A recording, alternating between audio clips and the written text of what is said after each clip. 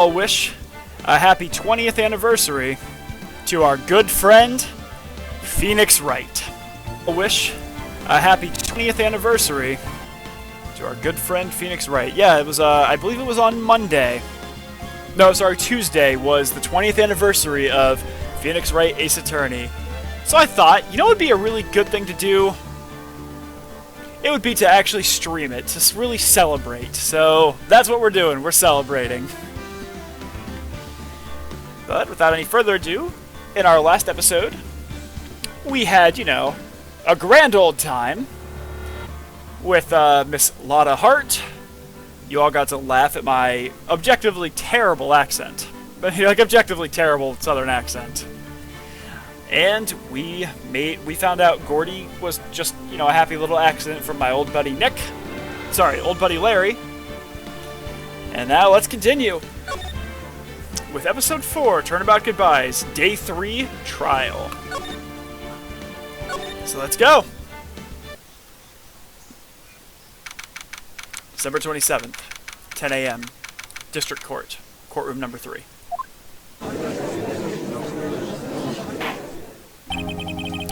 Court is now in session for the trial of Mr. Miles Edgeworth. Defense is ready, Your Honor. Which, yeah, you know what? Oh yeah, one other thing happened last episode. I had a fucking aneurysm with how bad the law was. It was terrible. And I was having a moment. Many, many, many moments. Oop, I actually do need to edit one thing on stream. This is actually episode 5. Wow, this will be... We've been doing this for, man, months now. So, let's continue. The defense is ready, Your Honor. Dot dot dot. Dot dot dot. Very well. Apparently the prosecution is also ready. Who is the judge here anyway? Mistrial. Goddamn mistrial. Mr. Von Karma, your opening statement. Dot dot dot. Dot dot dot. Very well. No opening statement, so... Not so fast, Judge. I was taking a meaningful pause before speaking. Right, of course. A prediction. Today's trial will end 3 minutes from now. Yeah, no. You're never gonna have a trial that's only gonna take 3 minutes. That's just wrong. Objectively so. Order! Order! Mr. Von Karma, what is the meaning of your statement just now? Bah, must you question everything? It'll be over in 3 minutes. We have no time to waste. I'll call my witness now. Right. I call my witness, my decisive witness, to the stand. Is that mysterious boat shop owner?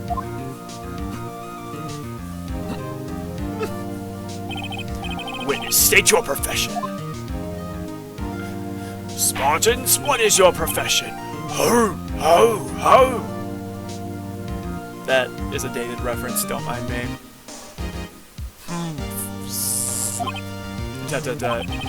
I am the proprietor of the restaurant, the Wet Noodle at Gordlick. No, sorry, no, I have to do the old person voice. That wasn't the right voice there. Sorry, it's been a couple weeks, I gotta get those voices back again. And I, also rent boats. Night of the incident, you were in the boat rental shop, correct? Yep. Yep, I was. Please testify. Wait a second. Because I haven't heard who this old guy is. We're gonna raise an objection. My mouse responds. Give me a second, I gotta move my mouse port around a bit. I'm having some calibration issues. Give me a sec.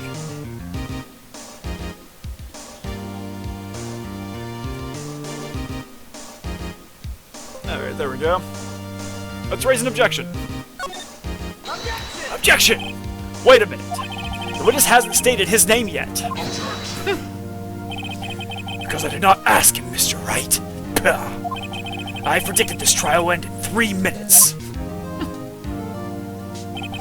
stop asking trivial questions and cooperate? No.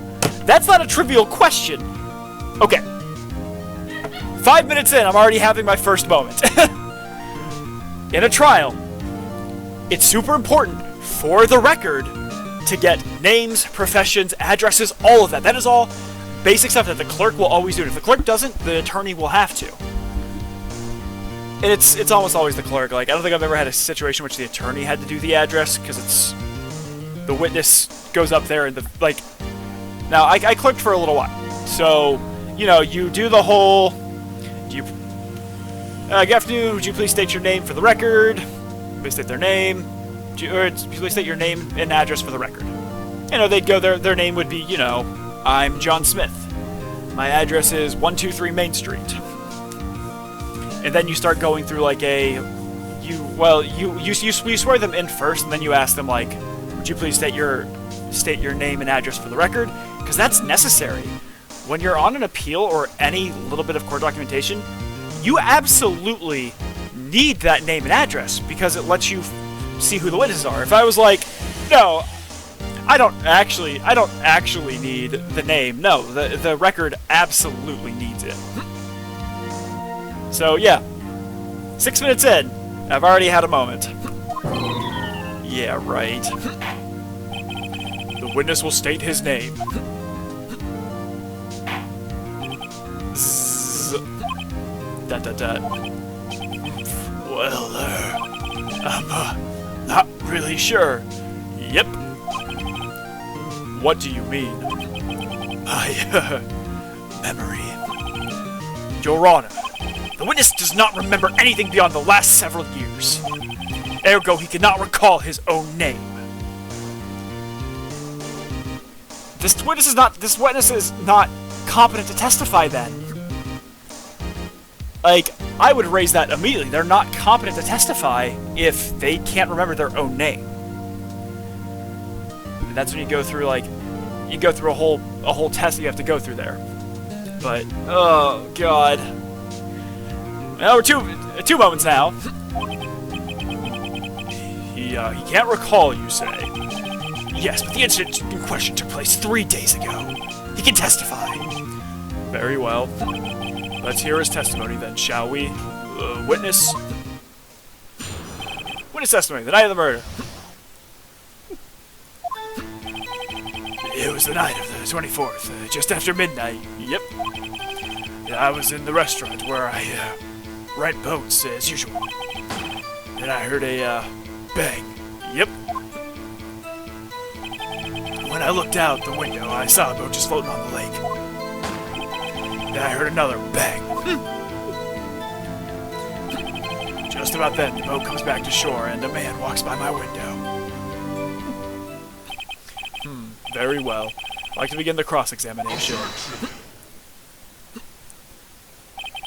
There's nothing to question in my witness's testimony. Ergo, no need for cross-examination.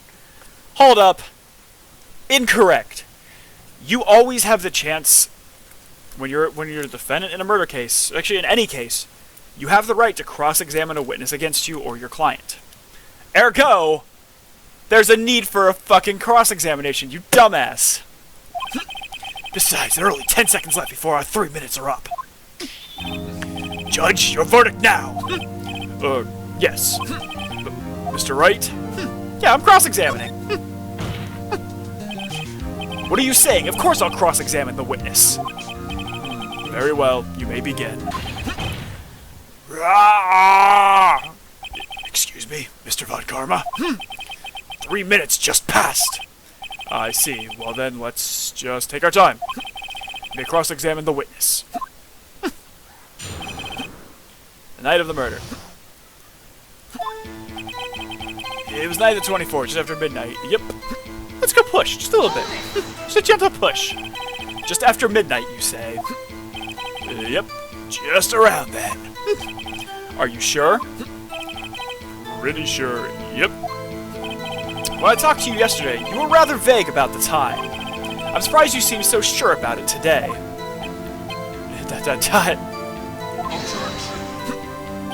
I asked him and he remembered. Isn't that right? is...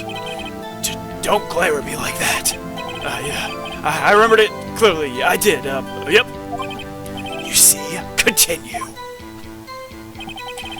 This is a restaurant where I rent boats as usual. Is there anyone who can verify that? Well, I guess, Polly could. That's not good enough for a court of law. Mr. Wright, exactly what's not good enough? Your Honor, this Polly is a parent. A parent? Don't be so hard on the girl, Keithy boy. Keith? Prosecution concedes that we cannot prove the witness was in the shop. Witness, please continue. Wow, Von Karma actually conceded something. Then I heard a bang. Yup. And where did the bang seem to come from? From the lake, I figure. Are you certain? Yup. Good. Continue. When I looked out the window, I saw a boat just, floating on the lake. Was there someone in the boat? It was pretty far out there. I couldn't see clearly. But I figured there was 2 men out there. Yep. But you couldn't see them clearly. Yep. At the time, that is. At the time? And I heard another bang. So you heard 2 gunshots total. Yep. That's what Lotta said in her testimony yesterday. Just about then, the boat comes back to shore and a man walks by my window. By your window? Yep, by my window, right outside the window of my little shack. And could you see the man's face? Well, the fog was pretty darn thick, but it was right there in front of me. I saw him. This is a rather important detail. Please add it to your testimony. Tisk, tisk, tisk. I have a bad feeling about this. Okay, Obi-Wan. That man was a defendant. He was saying, I can't believe he's dead. Are you sure?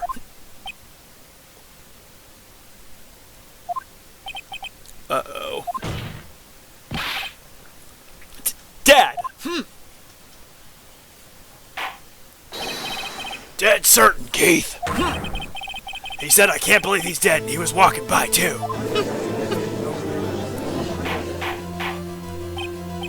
Witness, are you sure the person you saw was Miles Edgeworth? It was him, that Edgeworth boy. This sounds like decisive evidence indeed. I see no room for doubt. Von Karma. He lured me into cross-examining so he could set me up for a fall. Tisk, tisk, tisk. Nick, I don't like the way things are going here. Everyone in the courtroom is glaring at us. I better act quick or this trial's going to be over. There is an objection. Your Honor, we proved in yesterday's trial that it could not have been Edgeworth who fired that gun. Mr. Wright, are you referring to the fingerprints from Edgeworth's right hand found on the gun? And a photograph showing a man firing with his left hand? Exactly. That is easily explainable. He could have wiped his prints after he fired. You're ignoring the truth of the matter here. Everything in this witness's testimony is true. Judge is lost in thought. What should I do? Where's the objection? Your Honor, this witness claims that Edgeworth said, I can't believe he's dead. But his word is all we have. If he were telling a lie... Mr. Wright, in a court of law, the evidence tells all. Apparently you have yet to realize even this basic fact. I mean, that's actually not incorrect. The evidence tells the story. Witnesses and things like that are one thing. But a witness actually tells the story, and they can kind of frame that evidence in a specific state of mind. So when a jury or a judge is deciding on a case, They have the evidence that's been put, that they have all the documents and everything that's been put into evidence. You also have, like, the testimony of the witnesses, and you go over things like this regularly. Now, I've never been in a jury trial personally, but I've done several mock trial juries, and I know I will never be on a jury because no attorney wants another attorney on a jury. But so, like, that's actually slightly true. Like, the evidence does speak for itself, but that's only true to an extent because, yeah, the evidence is there, and that's the biggest key. But your witnesses tell the story to kind of put the evidence in context. So both are pretty equally important. Now, witnesses are usually, we consider, like, witnesses in DNA to be, like, the highest rate of success, but that's just incorrect. So an eyewitness is very regularly inaccurate, and they don't remember things in the way it actually happened, because when a human remember something, they basically rewrite the memory in their brain hole. Yes, in the brain hole. And that automatically makes it so what you remember and what you testify to is not exactly accurate. And DNA evidence is also, like, in a lot of regards, it's, again, in many cases put up as, like, the gold standard of evidence, because, oh, this person's DNA was on this victim's body. So therefore, you know, they had to have done the thing because their DNA was on there. If they hadn't done it, their DNA wouldn't have been on there, and that's not accurate. So DNA travels a lot.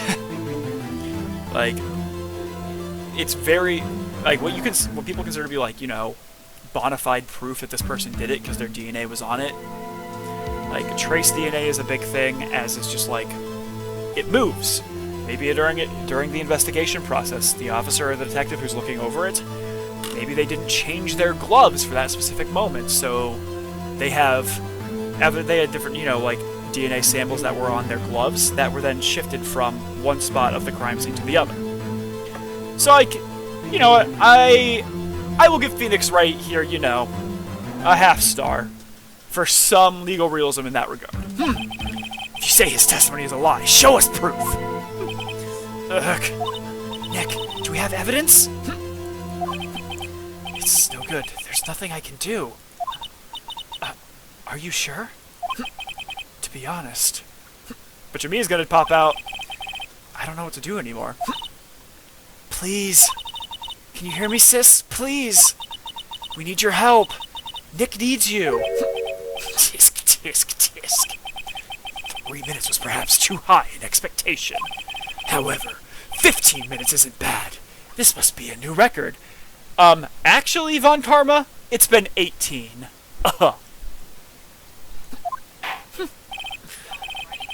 Enough. The witness may leave the stand.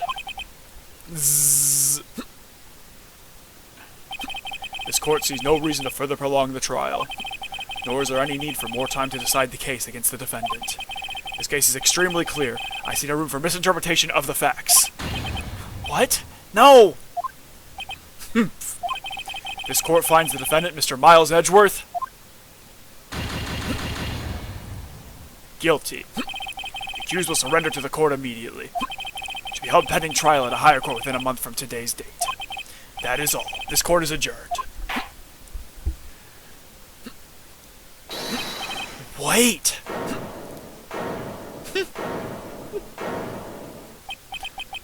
Who was that just now? Me, huh? What? Larry? Oh, okay, so... Witness by ambush. Not okay. Definitely not okay. Even further, if you were trying to be a witness by ambush, for a trial by ambush, tell the attorney so they know. What are you doing here? Listen, you gotta listen to me. I was there in the park the night of the murder. I wasn't sure about it till just yesterday. But today I remembered it. Oh no. That is an oh no face. Remembered what? The gunshot. I heard it too. Order. What is the meaning of this? The verdict has been decided. I call for adjournment. One moment, Mr. Von Karma. So you say you heard a gunshot? Yeah, I did. A gunshot, that night. I was sitting here in the audience, listening to the testimony. Then I realized something he said was different from what I remember. Anyhow, I can't just sit here and let you call Edgy a murder. It's just not right. I'll testify. Let me testify. Order! Order! Well, this is the first time something has happened like this in my court. That's a lie. We've seen things like this happen regularly. I'm not quite sure how to proceed. Judge, you've already given your decision. The trial is over. Nick, this is it. Larry's given us one final chance at this. She's right. If only it wasn't Larry. He could make things even worse. Mr. was just declared guilty, Nick. It doesn't get any worse. You're right. Okay. Okay, that's actually... That's not incorrect. Because, yeah, if your client was declared guilty, that's certainly one of the worst things that can happen. Especially as a defense attorney. Well, he's guilty without pleading out. Most cases are settled by plea, but... yeah, and this one, like, yeah, you wouldn't want your client to be declared guilty. Now, one thing sometimes it's not the worst thing you have. Like, there was, when I was clerking, I had a serial killer who was in my courtroom. And he was determined to be guilty of murder, but he only got convicted of one murder. The other 3 people that he had killed, there wasn't enough evidence. So, like, he got a much lighter sentence than he perhaps could have otherwise. I mean, it's still, a life sentence, but still, like, it's not... Sometimes the guilty is not the worst, depending on what exactly you were declared guilty of. Your Honor, if there's another witness, it is our duty to hear him speak. Right here, right now. If I'm Von Karma, I'm objecting because I was not informed of this witness. If there's not been proper discovery done, I would be denying it. I'd be objecting to it and asking, like, the court to deny it and continue with the sentencing. Or I would ask for continuance to give me time to discover what exactly is up with this witness. So, that's not correct. A waste of time. The verdict cannot be overturned. That's actually completely incorrect.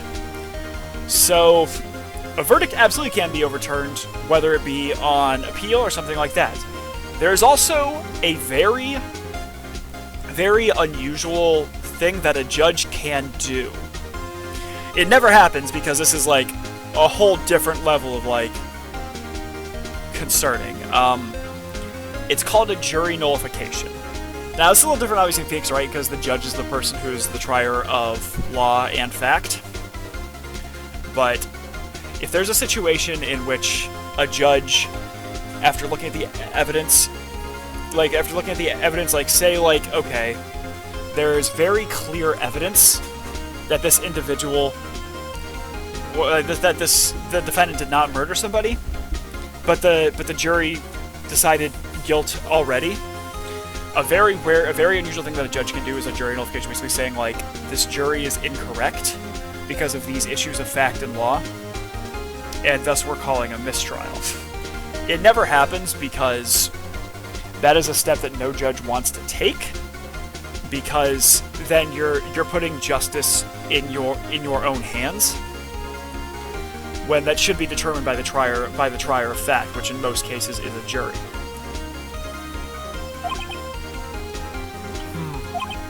Dot dot dot dot dot dot. Allow me to speak my opinion. In all court proceedings, it is our duty to prevent an inaccurate verdict. That's kind of a half-truth. It's complicated. You do want to... It is your duty to try and stop a miscarriage of justice, but in the same regard, it's not necessarily an inaccurate verdict, because that's what, you know, like, appeal is for, or something like that. So, like, it's not correct, but it's not incorrect, because, like, you do have a duty to the integrity of the trial. And if that is, if the integrity of the trial is, like, you know, a completely inaccurate verdict that everybody knows is an inaccurate verdict, then that is one thing. So, I mean, I'll allow it, because it's fitting with the narrative of this game right now. In order to make sure no mistake has been made, every witness should be heard.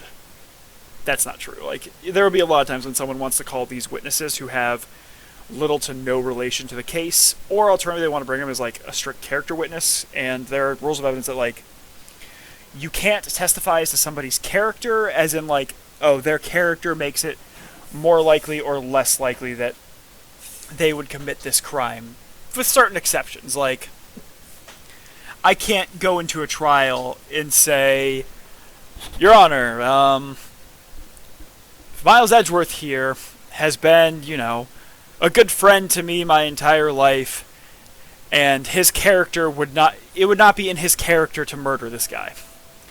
That you can't do, because that generally doesn't fall into one of the exceptions. But if it's like, if it's an example of, like, a modus operandi, in which it's like, you know, like, the best example, the way my evidence teacher described it, was the Penguin from Batman. So the Penguin commits all of his crimes with birds. And that's his modus operandi. I'm probably butchering the Latin on that, but that's the MO. That's where we get that term from. And it's so specifically distinct that it has, because, you know, these birds robbed this bank, this is the MO of the Penguin. So therefore, it would be in his character to do this. And that's one exception. That's a very rare exception, because, like, okay, here's a serial killer who, you know, stabs all of his victims 12 times. Well, that's maybe an MO, because it's specifically 12 times, but, you know, it's a lot of murderers kill people by stabbing. A lot of murderers who kill people by stabbing stab them multiple times. So it's not necessarily, like, distinct enough to be an MO. So, like, not every witness should be heard in a case if they're just not related or won't have sufficient evidence and sufficient information to benefit the trial in any regard. What is this? I withdraw my previous verdict of guilty. Mr. Von Karma, I order you to call this new witness to testify. Now. What? The court will adjourn for a 5-minute recess. After that, we will hear this new witness. Court is adjourned. It's a pretty short recess. A 5-minute recess is pretty short. I mean, it depends on the situation. But December 27th, 10:28 a.m., District Court, Defendant Lobby Number 2. Phew. That was too close. Sorry to keep you on the edge of your seat like that, Edgeworth. I've seen worse. You're right, Edgeworth. You're sweating bullets. I just wonder what Larry plans to say in there. Larry was at the lake that night? Yes. He said he went looking for the Steel Samurai balloon. So, again, like, I had mentioned that previously, Hound, that you might not have been in chat at that point, in which, like, if I was the attorney, I would say I don't think he's competent to testify as a witness in this case because of that short-term memory. Because that is such key information, and it would... I would say, Your Honor, or to the jury, I don't believe that this witness is competent to testify. And that happens sometimes. Like, you have sometimes when someone is mentally ill in some ways, they're not competent to testify, or if they're a child. Children, in most cases, won't testify depending on their age. So, like, unless it's, like, a very specific situation in which, like, the kid was the only witness to this case. Like, there was a case down in Bridgeport, Connecticut in the 80s, in which this kid was essentially the sole witness to this murder that happened. and it was one of the biggest drug dealer in Bridgeport, Connecticut at that time, ended up killing a rival right in front of this kid. And the kid was going to testify. He was going to be one of the two key witnesses, the kid and his mom. Well, what this drug dealer did, his name was Adrian Peeler. Or sorry, not Adrian Peeler. Russell Peeler was the drug lord. His brother Adrian Peeler was his gunman. What Russell had Adrian do was kill the two witnesses, and that's exactly what happened, because they were the only witnesses to the initial crime. Now, it didn't go very far, and he was still caught and is serving a life sentence without the possibility of parole. But, like, there are witnesses that, like, a kid can sometimes testify, even though you usually want to try and keep them away from it, because there's a certain protection that the state wants to provide to children. But yeah, so let's back to this. He said he went looking for the steel samurai balloon that flew into the lake. Oh, right. And he found the balloon in the air tank that night. Yeah. Hey, Edgeworth. You should say something right. Yeah, a lot of things. You seem out of it. What's wrong? It's nothing. Mr. Edgeworth, there's something I've been meaning to ask you. What's that? Why are your fingerprints on the murder weapon? Oh.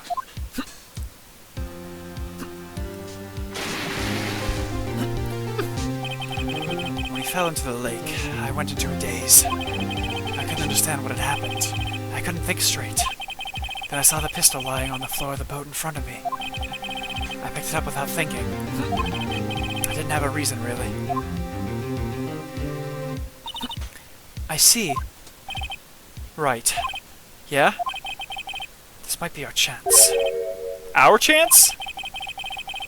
Von Karma has only ever run perfect trials. Perfect trials? Perfectly prepared witnesses, perfectly complete evidence. That's the secret to his success. This is the first time he's ever had to deal with something unexpected.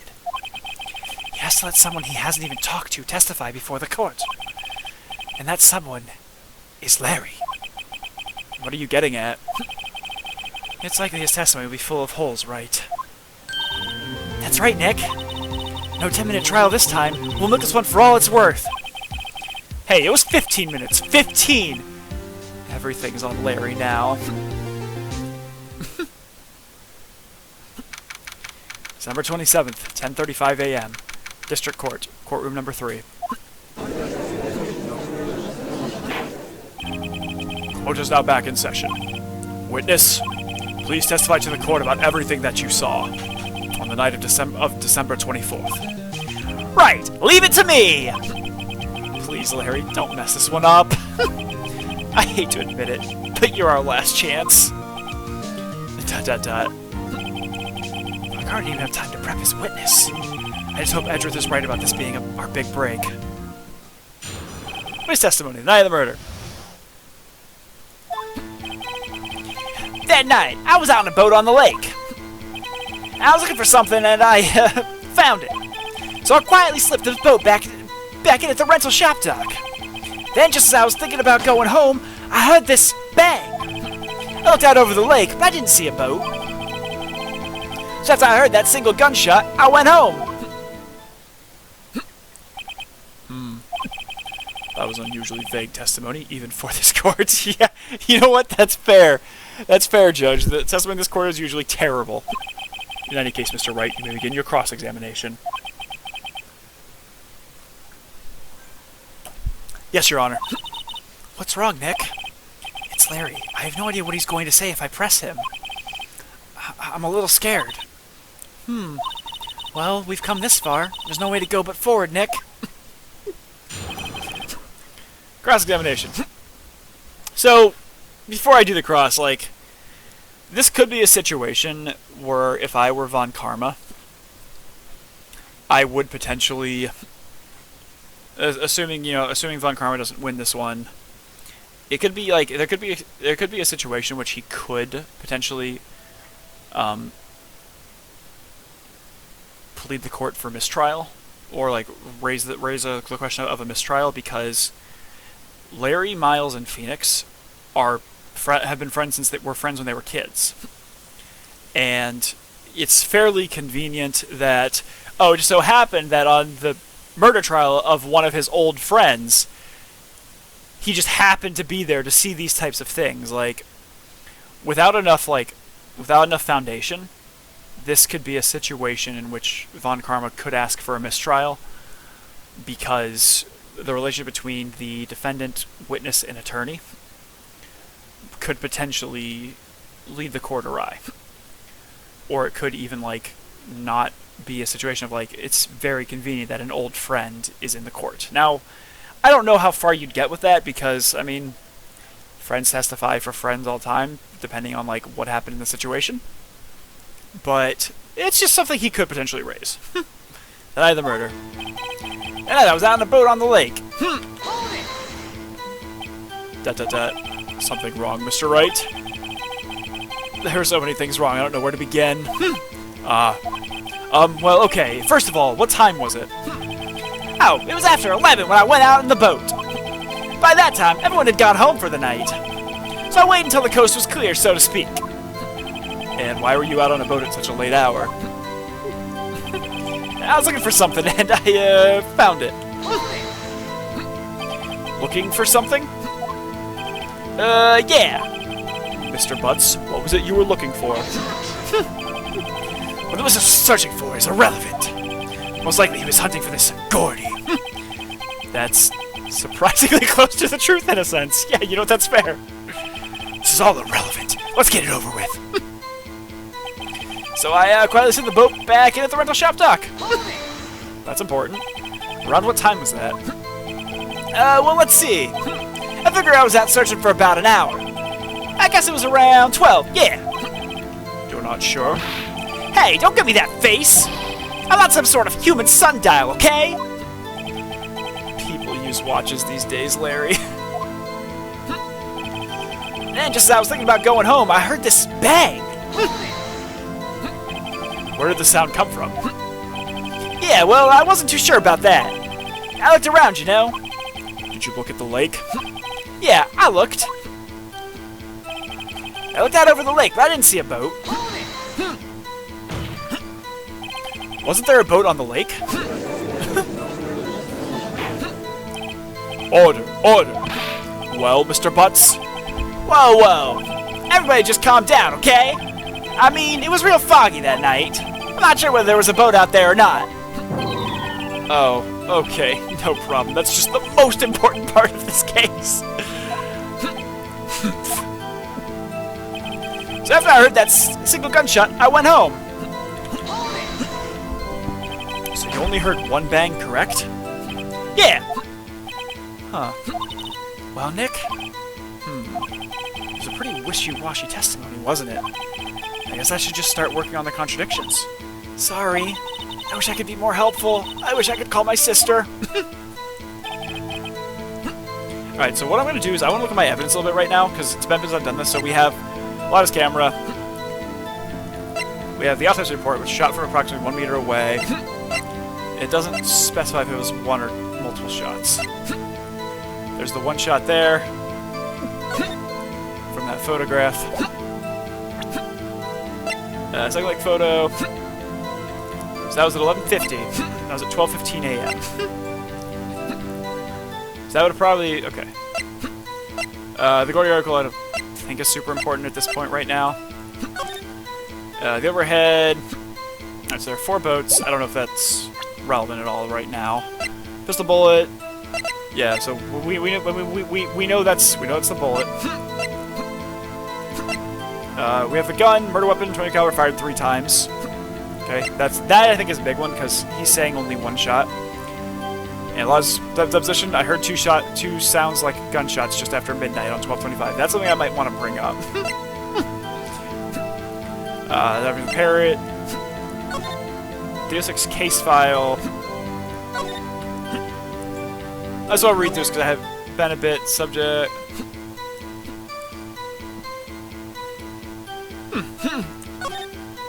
Alright. So, so... And we have the incident photo.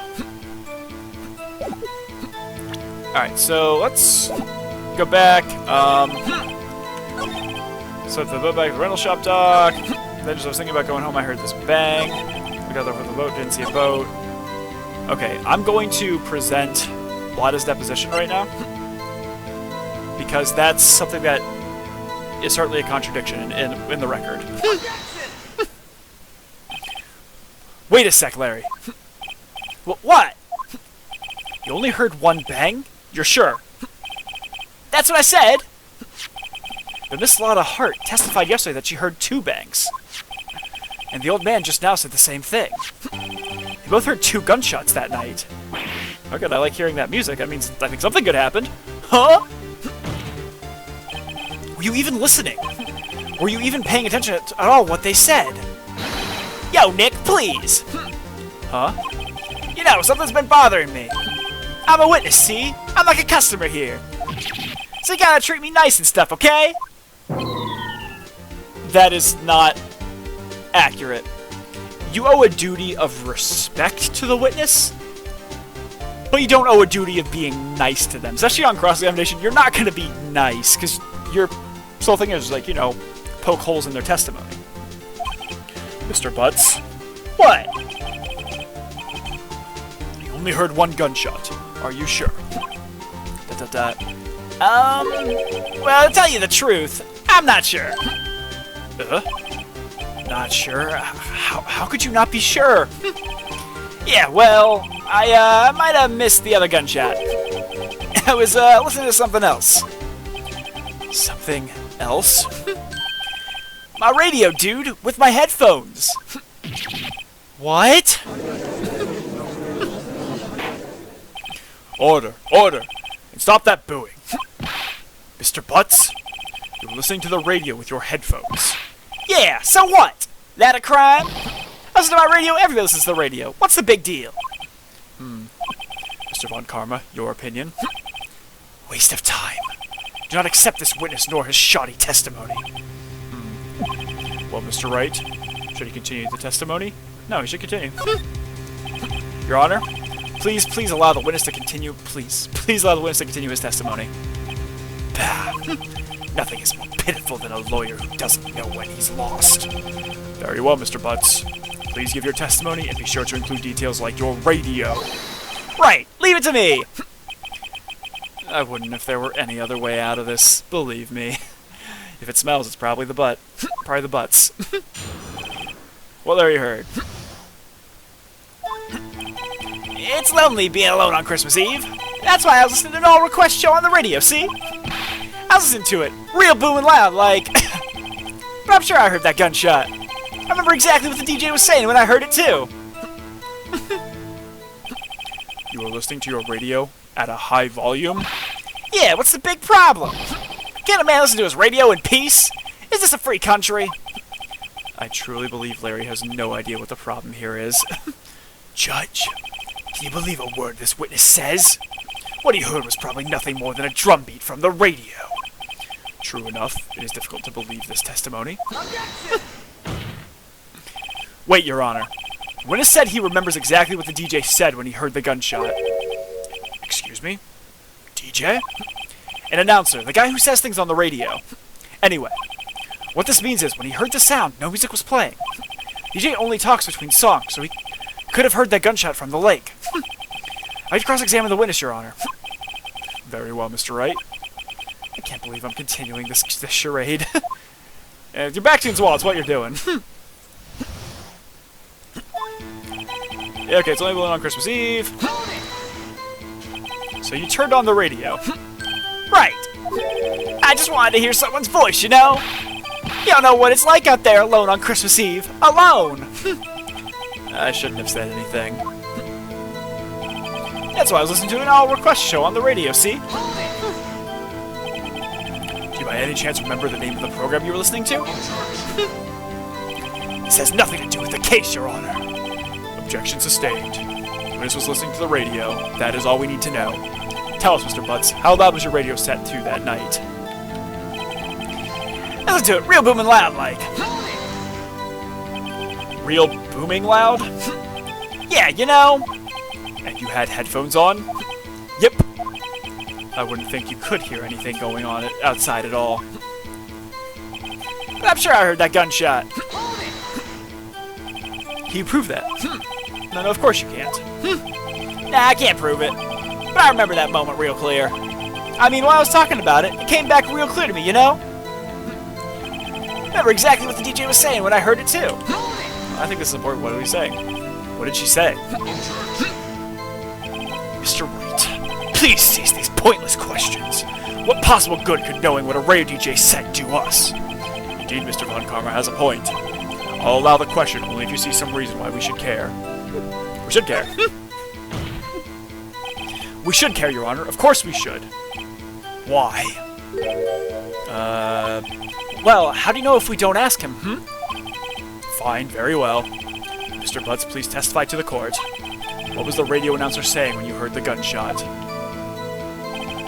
Just she said, "Hey, it's almost Christmas. I heard the gunshot." Are you sure? Of course I am.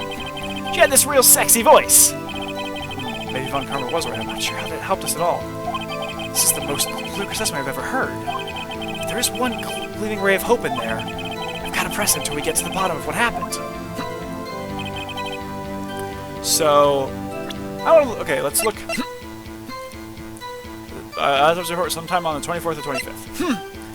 The lake photo was at 12:15, which means. So. Okay.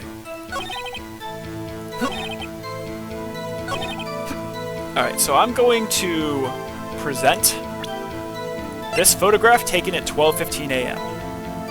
This might not be the right thing yet. This is what I'm going to use. Larry, are you absolutely sure what you're saying is correct? Huh? What's with the face? You look scary, dude. Hey, if you're trying to scare me, you better know I don't scare that easy. Is something the matter, Mr. Wright? Your Honor, did you hear what the witness just said? DJ said, "Hey, it's almost Christmas," when he heard the gunshot. Indeed, and almost Christmas means it wasn't Christmas. Do you realize what this means? When he heard the gunshot, it was still Christmas Eve. That would seem to be the case, yes. But he should have heard that gunshot after midnight. This photograph is refuted proof of this fact. Let's see what the time was on the photo taken when the gun triggered... Oh, sorry. Let's see what the time was on the photo taken when the gun triggered Miss Hart's camera. 12:25:15, 15 minutes after midnight on Christmas Day. This is clear contradiction, Your Honor. Order! Order! What does this mean? The two prior witnesses heard gunshots after midnight. However, this witness says he heard a gunshot before midnight. Judge, the answer is simple. The current witness is plainly mistaken. Just look at him. Suspicious. What? Well, Mr. Wright, what do you think about Mr. Butt's claim he heard the gunshot before midnight? I think Larry's right. Larry's not mistaken, Your Honor. He heard that gunshot before midnight. Intriguing. I'm assuming you have evidence for this wild claim. Show me the evidence there was a gunshot before midnight. There was. The second lake photo.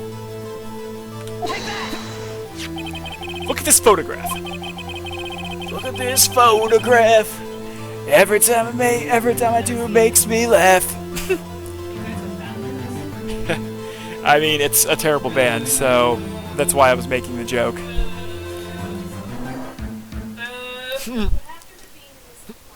This was taken by our witness yesterday, Miss Lotta Hart, with her automatic camera. Timestamp on the photo reads December 24th, 11:50 p.m. Oh. But there's nothing on the lake in this picture. Your Honor, the real issue here is not why nothing is shown in this photograph. It is why this photograph exists at all. What do you mean? Your Honor, this photograph was taken by an automatic camera.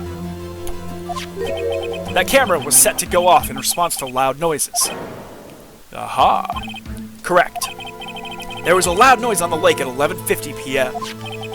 That is why this photograph was taken. In other words, when Larry heard that gunshot, it was most definitely still Christmas Eve. Indeed, it would seem that is the case. Then where does that leave us? Miss Hart testified that she heard the gunshots after midnight. Are you claiming she was mistaken? Not at all, Your Honor. It's a fact that the camera also triggered at 15 minutes after midnight. Your Honor, that night there were 2 sets of gunshots with 25-minute pause between them. Why would this be? Don't be fooled, Judge. That camera was set to respond to loud noises. Yes. There's no proof that the loud noise 1150 was a gunshot. Why the witness could have sneezed, triggering the camera? Hey, my nose was clear that night, man! Clear! Well, Mr. Wright, there's no turning back now. Can you prove that the loud noise 1150 was indeed a gunshot? Please show the court evidence if you have any. So, I think yes. So, I might be. This might be a little early on. Okay, so let's. I think using the pistol. It was fired 3 times. I'm gonna try that. I might be too early on that right now, but I'm gonna present that. This is my evidence. The murder weapon? Something about this pistol was bothering me, Your Honor. Both the witnesses who testified yesterday heard 2 gunshots. However, the murder weapon was fired 3 times. When, then, was the last shot fired? Only now have I realized the truth. That 3rd shot was the shot Larry heard just before midnight. Order! Order! That would make sense of the evidence we've seen so far. However, this leaves me wondering exactly what did happen that night on the lake. Exactly. This is true. There were 2 sets of gunshots, separated by 25 minutes. One at 11:50, another at 15 minutes after midnight. Why, I ask you? Why? I would better think of something quick. Wait a second. Gunshots separated by 25 minutes?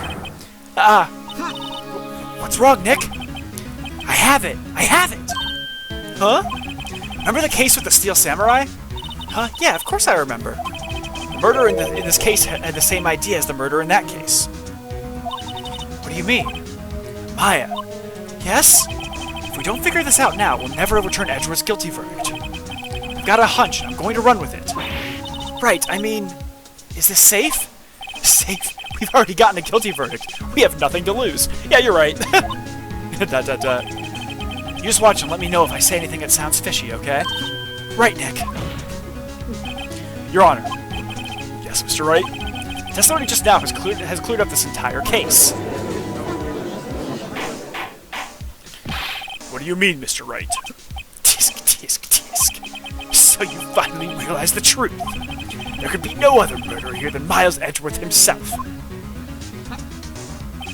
Wrong, Von Karma. The man was shot that night, but it wasn't Edgeworth who did the shooting.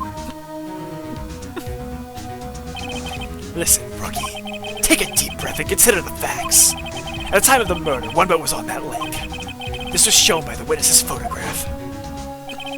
Defendant Edgeworth and the victim Robert Hammond were on that boat.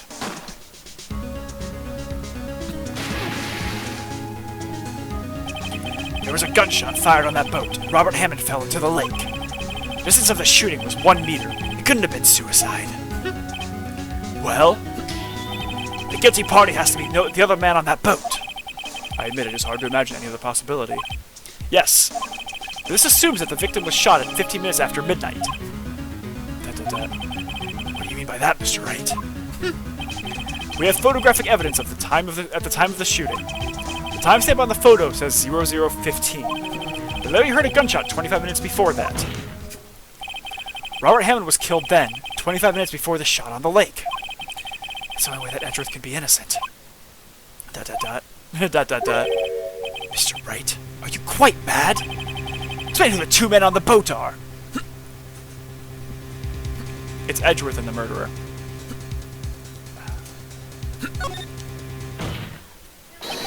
Of course it was Edgeworth and the murderer. After the murderer killed Robert Hammond at 11:50, he assumed the guise of Mr. Hammond and met Edgeworth. What? Are you serious? Yes, Edgeworth won't tell us why he went to the lake that night. However, I have a hunch. That night, Robert Hammond called Edgeworth to the lake. Now, Edgeworth didn't know Robert Hammond's face that well. That's why he didn't suspect anything when the murderer took Robert Hammond's place. I'm not sure what to make of all this. Ludicrous! Mr. Wright, tell us the name of the murderer, then. The murderer's name?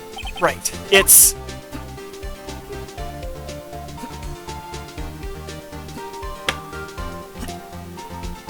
So I think it's not Lana.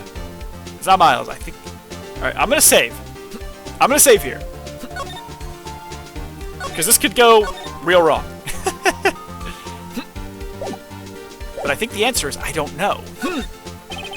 Actually, I don't know the murderer's name. You don't know? Again, you waste my time! I don't know because he never told us. ... exclamation point. The murderer is the caretaker of the boat shop, that old man. At 11:50, he was the one who killed Robert Hammond. The caretaker of the boat shop? Where did he do this? There weren't any boats on the lake then. Why would he have to go all the way out to the lake just to shoot someone? May I suggest that the real scene of the crime was not on a boat? What? Well then, where'd the murder take place? Here's where the murder really took place. So I think it's in the boathouse. Here, of course, the boat shop where he lives. That way he could meet with the victim without anyone seeing. Do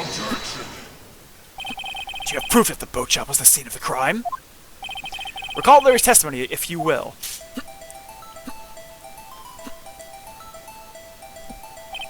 That night, he was out on the lake in a boat, searching for something. He finds it and returns the boat. Then, just as he's starting to head for home, he hears a gunshot. He heard a gunshot, Your Honor. Even though he was wearing headphones at the time. In other words, the gunshot was very, very close by. And where would that be if he had just returned a boat?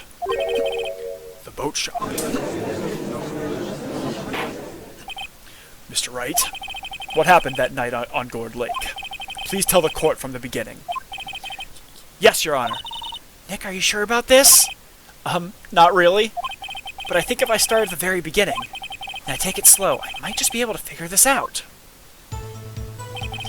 That night, the caretaker of the boat shop called Robert Hammond to his shop.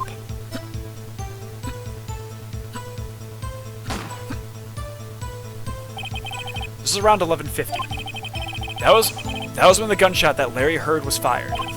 After that, the caretaker put on Robert Hammond's coat. So here's something, while we're in the middle of this, I've said this a few times, an attorney can't testify, they can't testify in the case. So, like, what Phoenix is doing right now is he's testifying.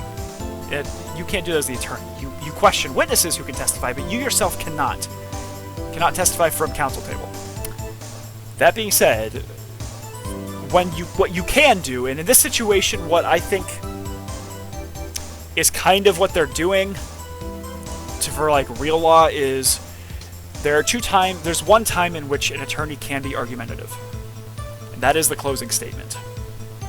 That is when you are laying out the evidence, telling the stories, what you've heard from witnesses, and going with the theme of your case.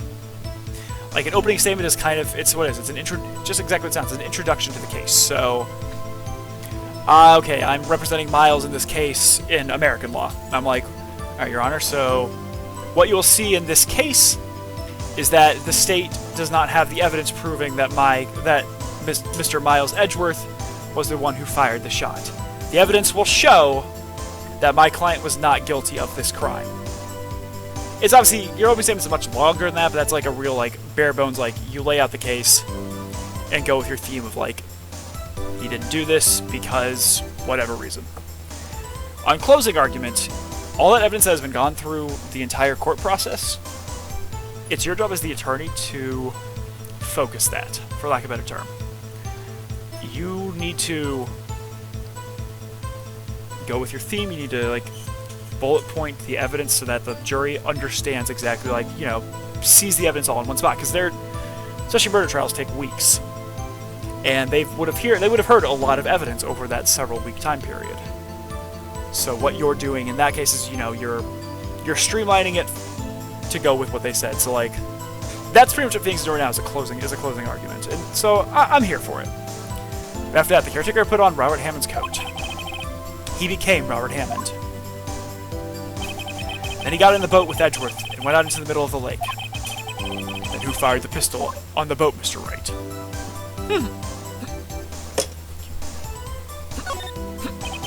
It was Miles Edgeworth. Nick, how could that be? Wasn't the old man holding the pistol? Yeah. That was easy, Nick. What I'm worried about is what you're thinking. Of course it was the murderer who shot the pistol. He shot twice. Both missed Edgeworth on purpose. Wait a minute. Yes? Why would he shoot twice if he didn't mean to hit anyone? Details. Know this, Mr. Wright. The moment you run out of explanations is the moment you lose. Tell us why the murderer had to fire twice. To create a witness. I believe he shot twice to create a witness, Your Honor. Create a witness? Murderer lifts his pistol and fires one shot. That ensures that anyone who heard the shot would look at the lake. Indeed, Miss Hart did exactly that after hearing the first gunshot. Next, murderer waits a bit and he fires again. Then,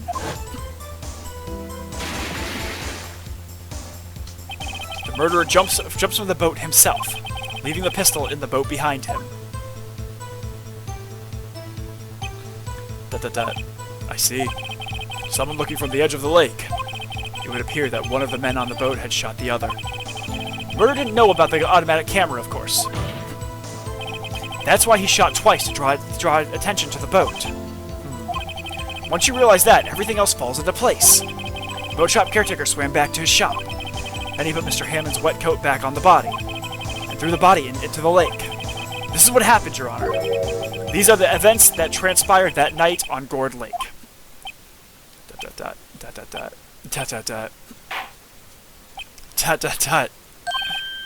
Bailiff, bring out the witness from before. Boat shop caretaker, quickly.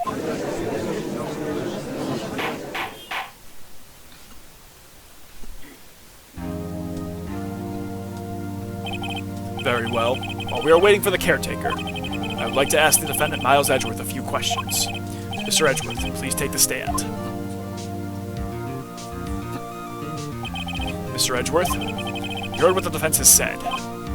Yes. Well, why'd you go to the lake that night? What Wright has said was mostly correct. Astonishingly so, actually. Yes. Several days ago, I received a letter. The letter was signed Robert Hammond. He asked me to come to the boat shop by the lake at midnight on Christmas Eve. He said he had something very important to discuss with me. Something important? I'm sorry, I can't say what it was. Your Honor, sir! Bailiff, we are conducting a trial here. I ask that you remain quiet. Witness has disappeared. He isn't at the boat shop either. What? What should I do? Find him quickly. We cannot allow him to get away.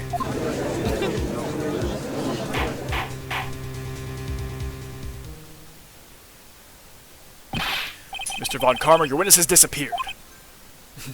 That search warrant has already been issued. Goes without saying that I cannot declare a verdict under these circumstances. I will extend the trial until tomorrow, the final day allowed. I request that the police department utilize all its forces to find that witness. Am I understood? One more thing. Just who is that boat shop caretaker? I think his identity has become very important to this trial. I want him, and I want to know who he is. Very well. Court is adjourned.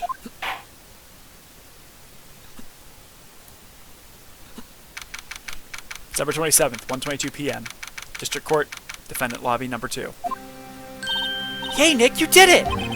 Yeah. Well, at least we got out from under that guilty verdict. And what about Larry? That was something else. Even Von Carr didn't know what to do with his testimony. Larry really helped us out. Sure, once I sifted through his unique testimony.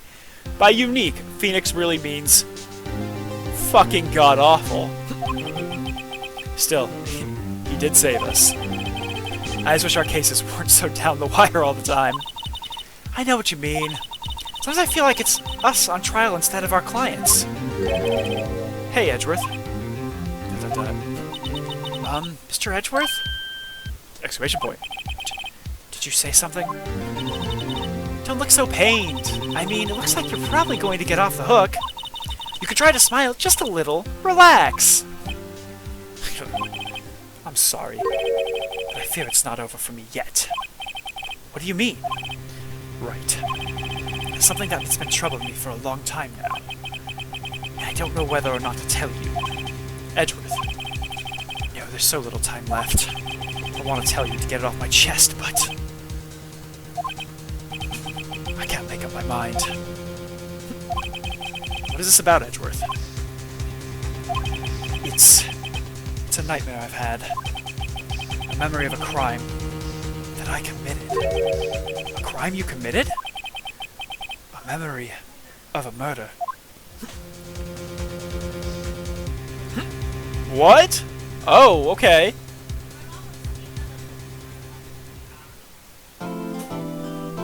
Yeah, we're saving our progress. Oh, man. There's a lot to unpack there. Was Edgeworth the one who accidentally killed his dad? Or did the caretaker, like Yami Yogai, whatever it was, did he kill Edgeworth's dad and make it think that Edgeworth was the one who did it? Or my third guess is the reason why the oxygen went out was because of Edgeworth. So the fact that the Yogami or whatever his name is, the fact that he got the brain damage and things like that, could that have been because of Edgeworth? Alright, so that's a lot to unpack. I'm gonna take a short little break. Probably be back in about 10 minutes. But I will see you then.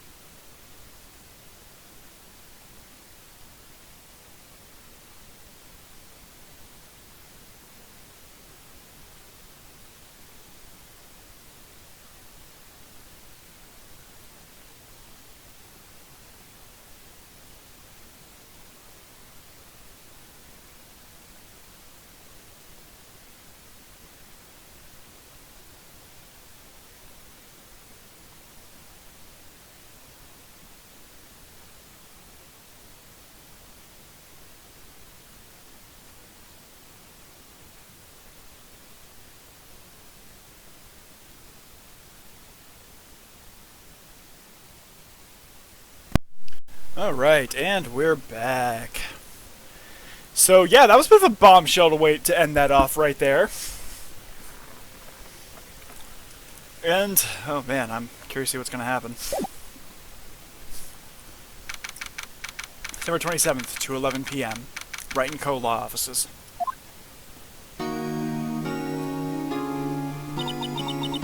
What was Mr. Edgeworth talking about? So I actually looked at the court record really quick.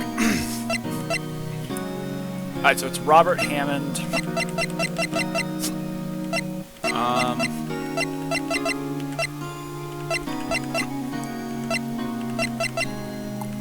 Okay, so I look at the.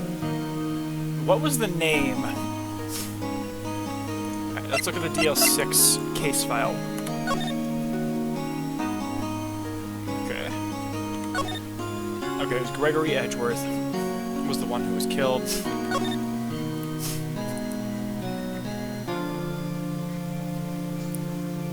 Okay. So, Yanni Yogi.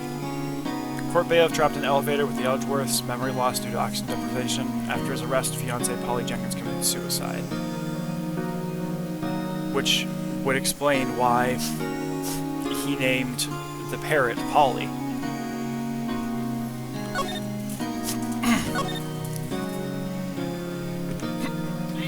So, man, and a parrot named Polly. Alright. Also, like, there was one thing I wanted to... I don't think there's... Okay, there's nothing for there, really, I can look at. Alright. Let's go back. Let's continue talking to Maya.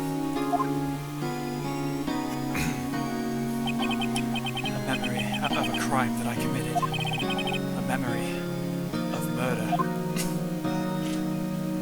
Do you really think Mr. Edgeworth killed... I don't believe it. Not Edgeworth. Some painful memory has been troubling him recently. But he'd never take someone's life. Never. Nick. Yo, how's everyone doing? What do you think of my performance today? I had him swooning in the aisles, huh, Maya? Swooning? Me? Oh yes. I do remember feeling faint. Right on! Tell me the truth. It was like love at first sight, right? You're such an idiot, Larry. Right, Nick? Me? Well, maybe my heart skipped a beat or two. I think you could do better than that. Come on! I saved Edgeworth in there, dude! Edgy! You guys should be bowing before me! Yeah! Bow before your hero!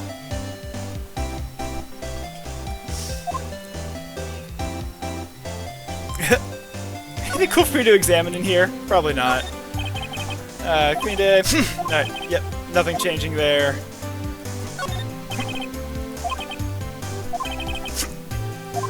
Nothing there. It's Charlie! His favorite plant. His name is Charlie. Maya's gotten the knack of watering it lately. Charlie's been perking up these days. Looking, yeah, okay, that's the same.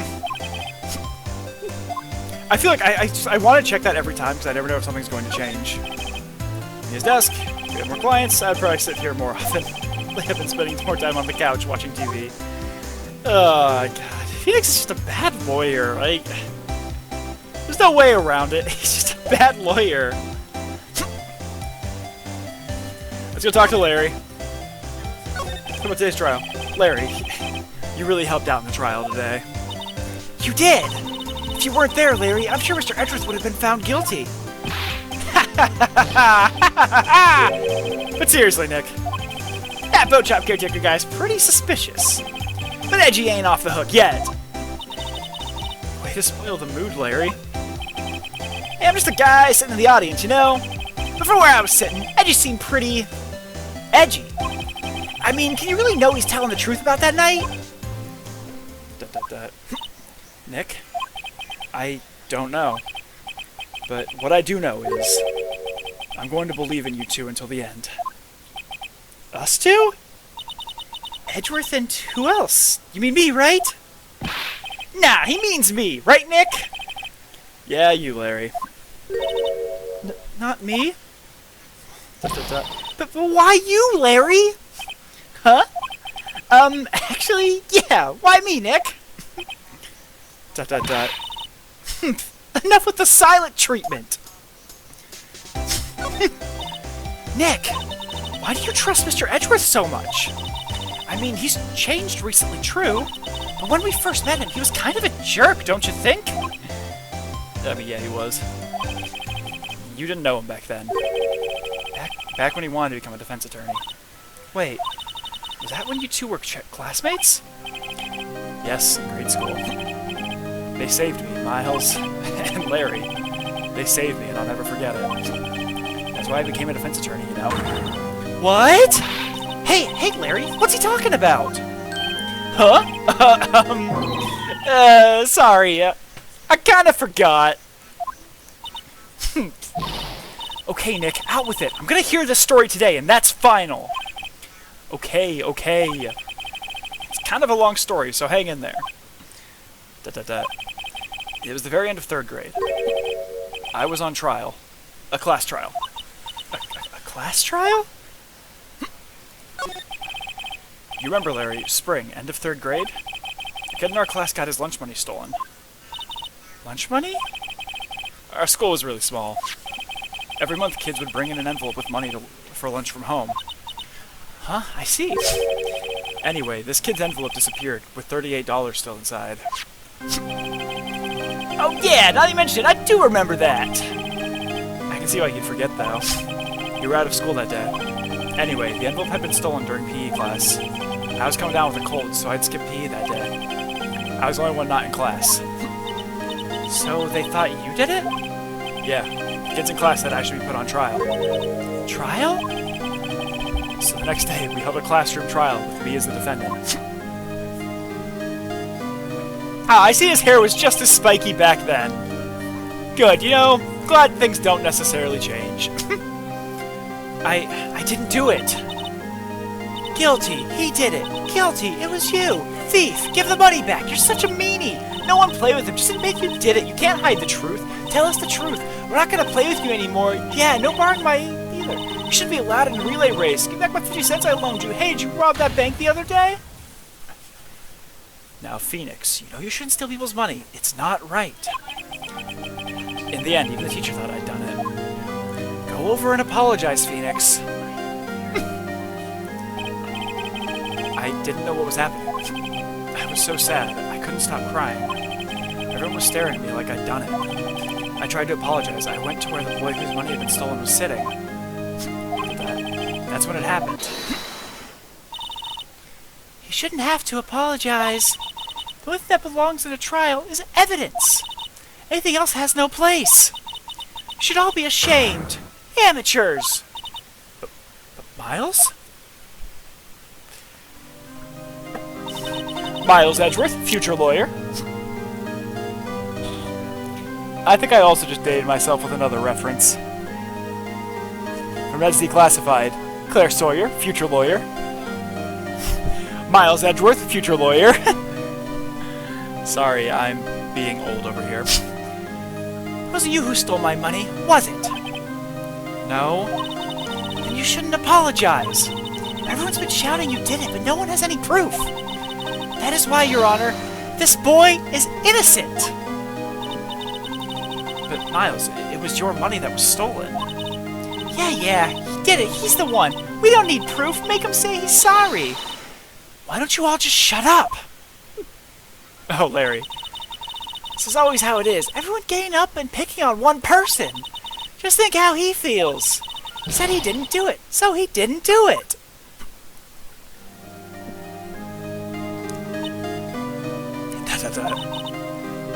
Very well. I replaced the money myself. This class trial is over. That's how it happened. After that, the three of us were the best of friends. Wow, I had no idea.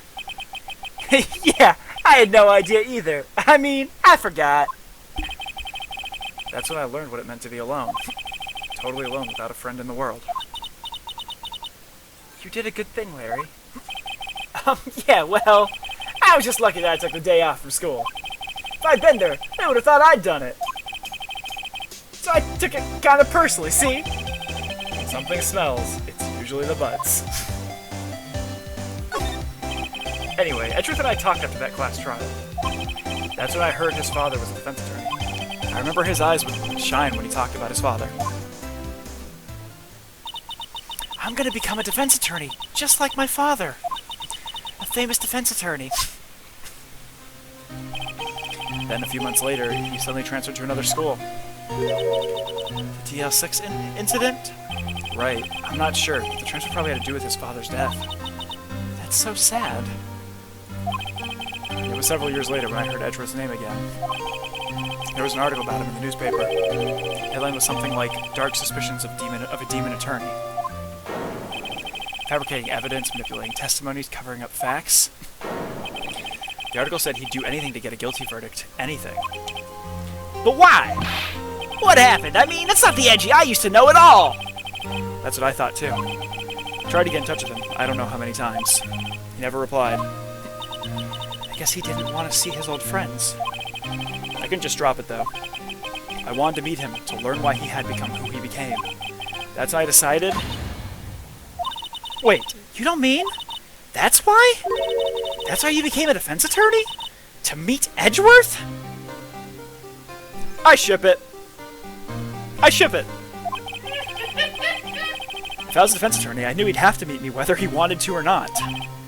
In court. Or also in bed. Oh my god, Edgeworth believed in me, and I believe in him.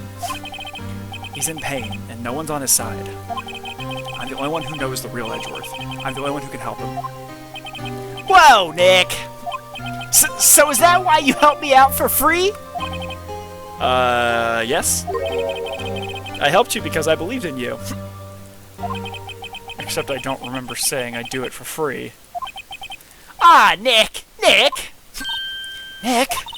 We have to save Mr. Edgeworth if it's the last thing we do, okay? Right. It very well may be.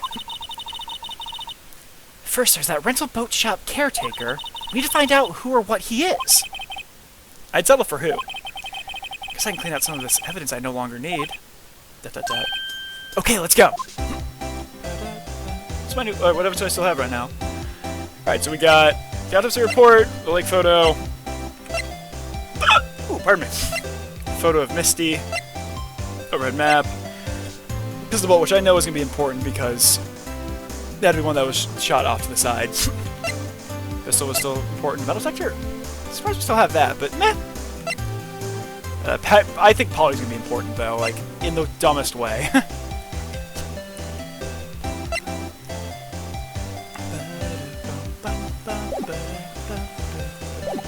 The music is... I really do like the music on this. I don't think... I don't think any of this is going to be useful to Larry. So I think I'm going to go ahead and move, because I don't think any of this is going to be useful at all. So Detention Center. Oh, yep. Definitely Miles is right there. December 27th, Detention Center Visitors Room.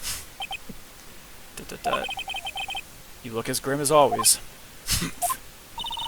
Mr. Edgeworth? I heard the story about the class trial.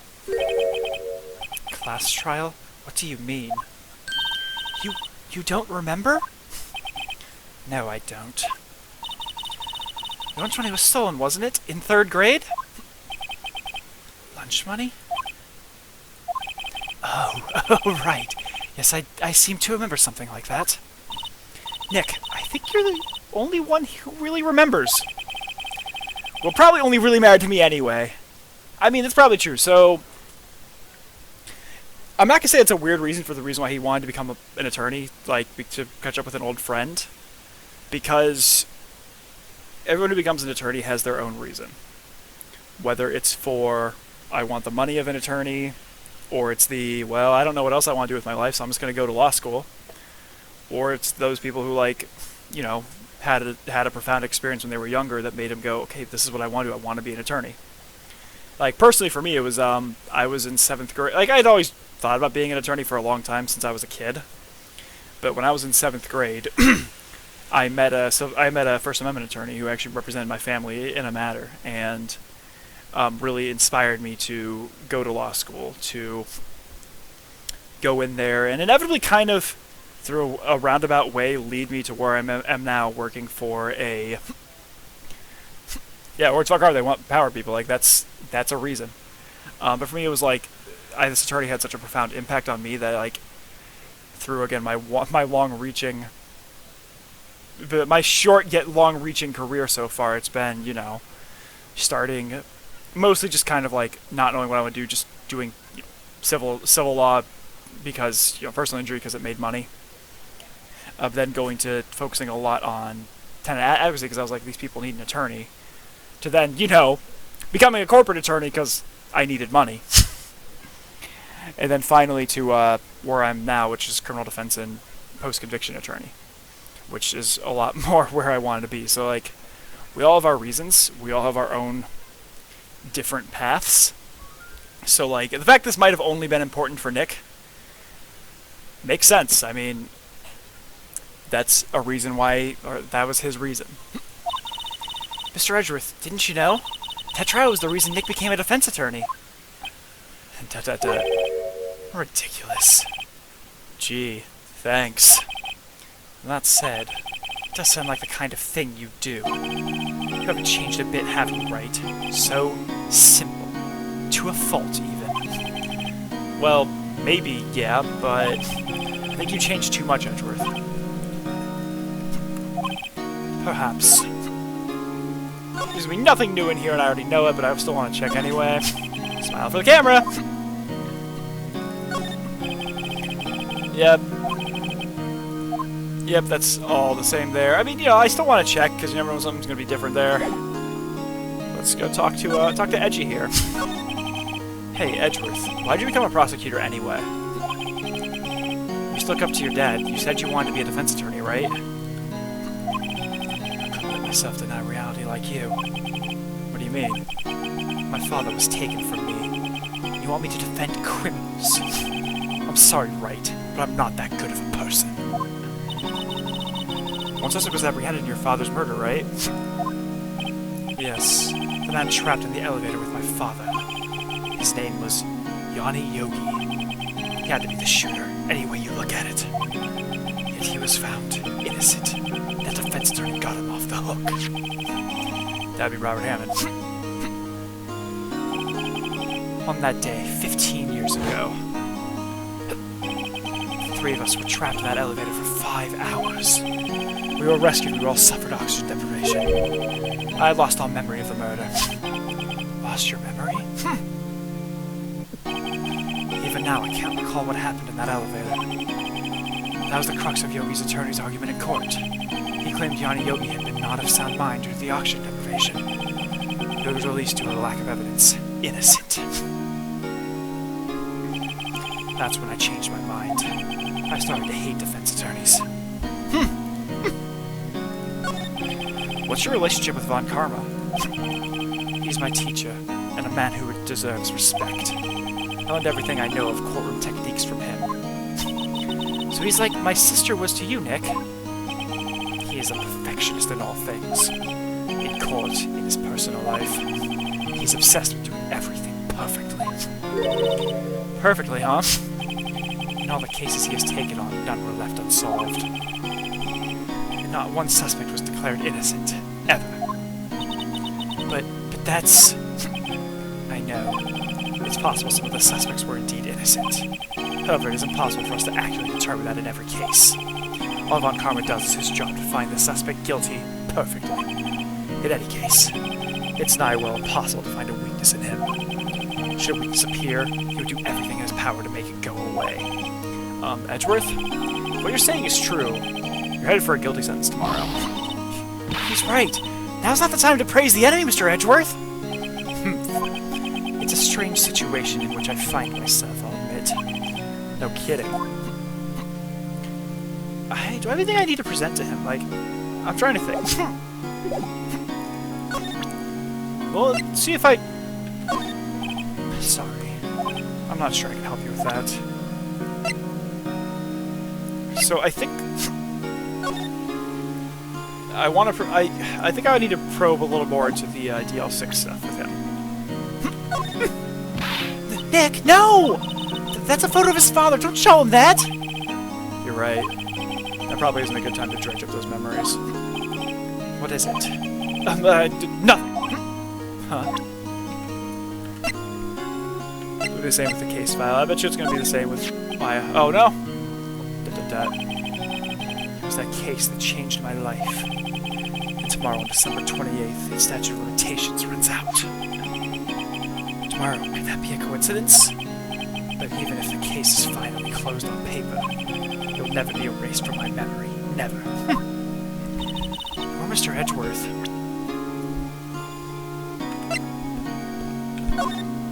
Okay, nothing. You can't help me with Polly there. Yep, get with the pistol. I already asked that one. Nope. Okay. Okay, can't help me with that. Oh, what are you showing me this picture for? No reason. You know, I was impressed by your deduction in the trial today. Glad you're at the end of your rope, but still. Nick, he noticed. Haha! That does anything. No, but I wasn't sure if that did anything. Okay. So I think. Alright, I think I need to. I think I'm pretty much done with Edgeworth right now. Let's go to the law offices. Oh, cool. There's something here. December 27th, Grossberg Law Offices. He's out again. When does he work anyway? Now, don't be harsh. Guess we'll have to come back later. Alright. Let's instead go there, because I can only go to certain locations. Criminal Affairs Department, see if there's anything there. That's something here. December 27th, Police Department. Criminal Affairs. Looks like Detective Gumshoe hasn't gotten back yet. Gumshoe, he won't be coming back today. Oh, really? He said there was some guy he had to arrest by tomorrow. Or he said there was some guy he had to arrest by tomorrow. Boat shop caretaker? Shout something about catching him if it's the last thing I do, pal. Good luck, Gumshoe. Wait, I'm curious. Because this has been something a little bit different every time he's been on the computer. So I see the chief of detectives here. He's going to the computer screen. What? That's not possible! The world ended yesterday? He must be reading predictions for the future on someone's homepage. So one of the detectives. He's mumbling something to himself. Please, think about what you're doing, Jolinda. Don't take my Tommy out. Wow. Oh. That got dark! Don't take my Tommy away from me. No! Oof.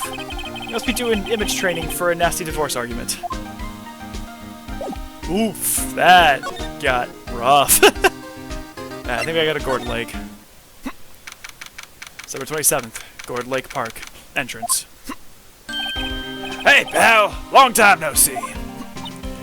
Oh, Detective Gumshoe. Close one today, eh? I got so worked up, I snapped my tie in half. That's remarkably impressive, snapping your tie in half. Because you clearly don't have a clip on. It's clearly a tie. Alright. Sorry about that. No problem, pal. Thanks to you, we now know who really did it. You mean the bow shop caretaker? Look, I'll make you a promise. I'll have that scoundrel in my custody by trial time tomorrow. Come what may. It's my duty to you as a police officer. I'll have to catch me a criminal. Detective Gumshoe sure is active today. Oh, one other thing. Eek! Don't go into the woods today. The woods? Rolata was camping? The woods are off limits to camping, and apparently the park ranger found out. He got pretty mad. No one can go in for a while. I guess Lotta's in a lot of trouble. Anyways, I'll be seeing you tomorrow. Let's go to the beach. December 27th, Gordon Lake Public Beach. Huh? The steel eyesore is missing. Eyesore? Looks like the hot dog stand is closed too. I guess Larry's too busy worrying about Mr. Edgeworth to show up to work. Guess Larry has the day off. He's pretty happy about saving Mr. Edgeworth. True. We owe him big. Trash can with no trash. At least the place is well maintained. Alright, let's, I don't think there's anything more for me here right now. Let's go to the boat rental shop. December 27th, boat rental shop. That old caretaker got away. Yep. I never imagined he might be the real murderer. I know that clearing of the throat anywhere. Ha ha ha! Hello! What might you be doing here? Up for a walk? The days of my youth. Like the scent of fresh lemon, you see. Mr. Crowsberg, there's no time for idle reminiscing. Mr. Edgeworth's trial ends tomorrow. That is true, yes. But from what I saw of today's trial, Edgeworth should be fine, right? Well, I'm not so sure about that.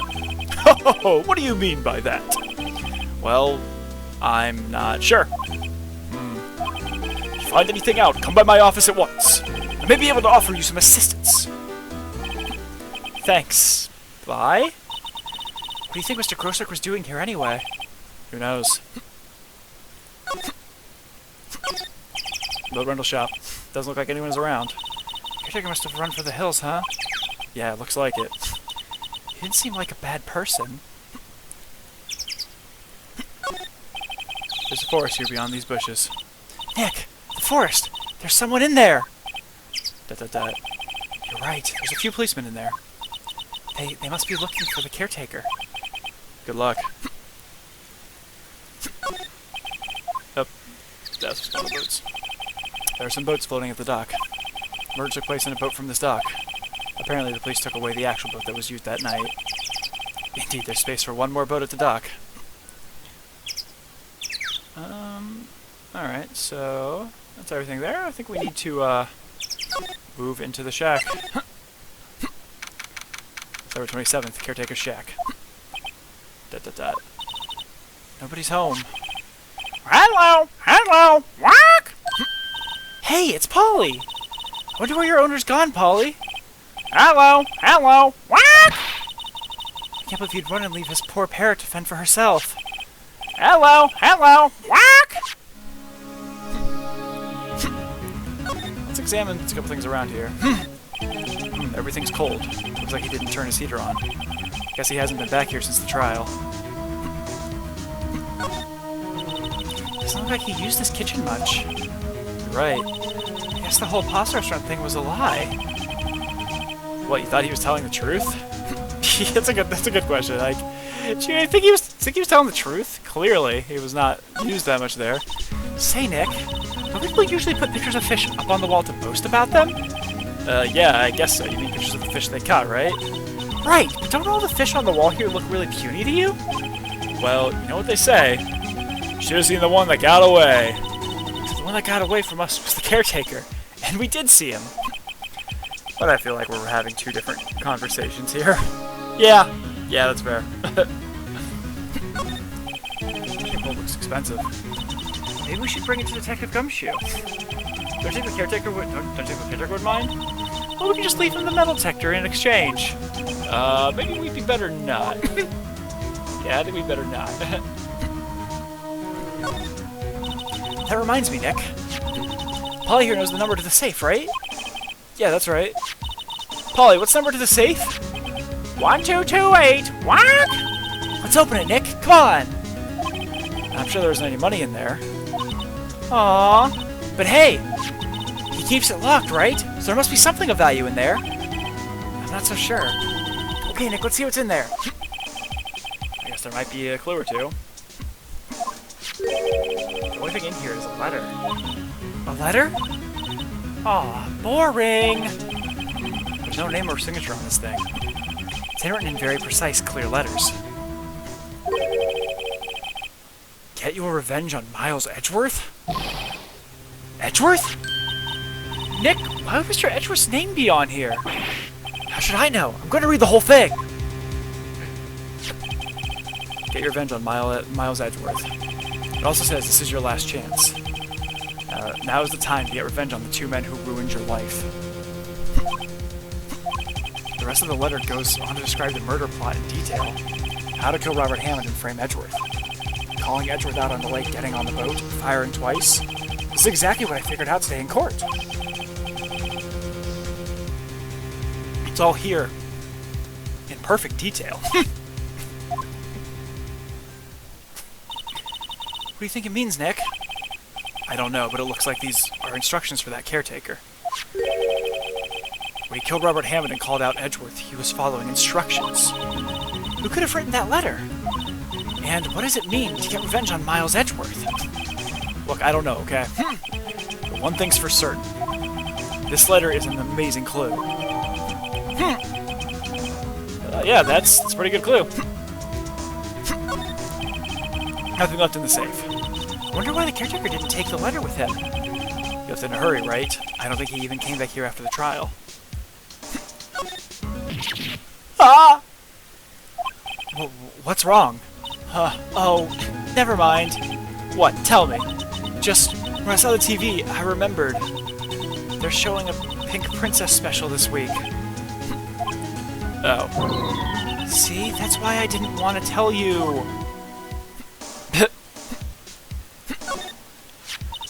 Maybe I should take care of Polly, Nick. You probably shouldn't just kidnap her. Police know about her anyway. I'm sure they'll do something. Well, okay. Sorry, Polly. He says I can't take you. Great, now the bird's going to hate me. Yeah, Nick, you don't really have that many friends, it seems. I have no friends. So I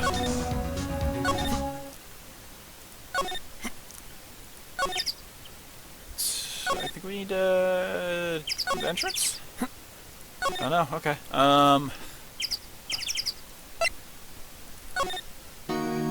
Anything new here? Well, actually, I'm gonna present that to Miles. Edgeworth, see this letter? This came out of the safe in the shack where that boat rental caretaker lives. I see. Revenge? On me? Who's that old guy anyway? I don't know. Could it be an innocent defendant you got declared guilty or something? Nice, Wright, but I don't remember that old man. Not at all. So he was following this letter then. Which means there was someone else behind it. Now it's time to get revenge on the two men who ruined your life. Two men meaning myself and Robert Hammond? Also says this is your last chance. No, sorry. Last chance? Wait, maybe. He was talking about the statute of limitations on the DL6 incident. Wait, that old man. What is it? Do you know who he is? Yogi. Could he be Yogi? Yogi? The suspect in the DL6 incident, the one who was found innocent. Might be. Say plot, she thickens. What about Yanni here? Yanni Yogi was a court bailiff at the time. We just happened to be in the elevator together 15 years ago.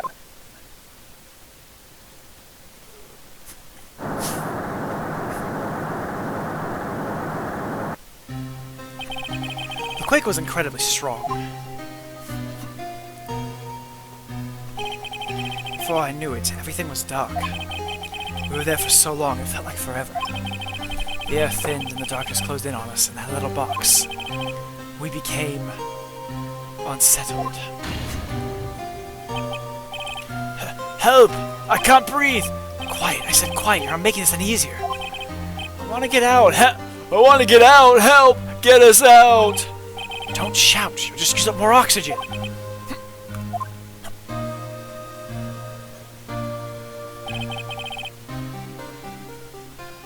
That's all I remember. When I came to, I was in a hospital bed staring up at the ceiling.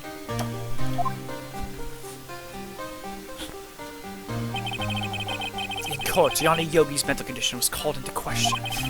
They claimed the oxygen deprivation and stress had caused temporary insanity.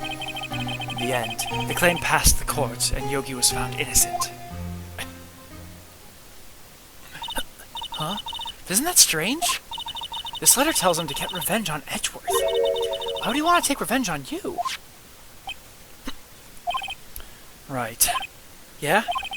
There's something that's been troubling me these last few days. I didn't know whether or not I should tell you. You mean the nightmare? It's a nightmare I've had. A memory of a crime that I committed. A crime you committed? A memory of a murder. I think the time has come to tell all. Yeah! For the last 15 years, I've had the same dream almost every night. I wake up in a fearful sweat every time. What kind of dream? It's a dream about my father's killing in the dark. Help! I can't breathe! Quiet! I said quiet! You're making this uneasier! I want to get out! Help! Get us out! Don't shout! Just use up more oxygen.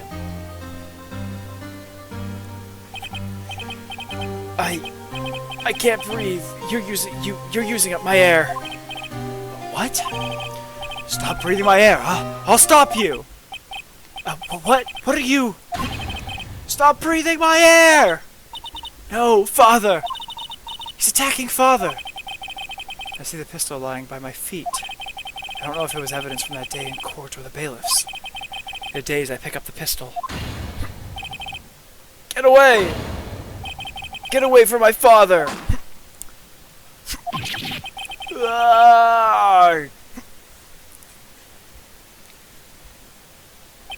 And with that scream, I wake. It's a bone-chilling scream. A scream that has rung in my ears for the past 15 years. But that's just a dream, right? Right? That thought is the only thing that has kept me sane for the last 15 years. What if I'm wrong? What if it's real? They say that sometimes people shout out memories in self-defense. Maybe it was I who killed my father. What? If you think about it that way, this letter makes sense. Get your revenge on Miles Edgeworth. Think about it. Yo-Yo is really innocent. That's why he wanted revenge against me. Wait, Edgeworth. You mean... It was me. I was the true criminal of DL6. I shot my father. This is bad. What are we going to do, Nick? What can we do? I don't know. I don't think there's anything we can do, like it or not.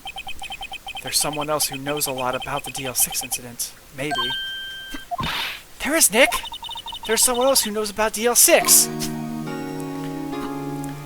Wow, okay, so that would also explain why Edgeworth's fingerprints are on the weapon. He fired one shot, and that's what killed his father. And I think it was the same pistol. Alright, so I think we need to move. We need to go visit Mr. Grossberg. December 27th, Grossberg Law Offices. Mr. Grossberg. Ah, hello there. What's wrong? You look troubled. No kidding. I can't believe you're not... My. Just calm down and tell me what's happening, Or what's happened, It's Mr. Edgeworth. He... Sob.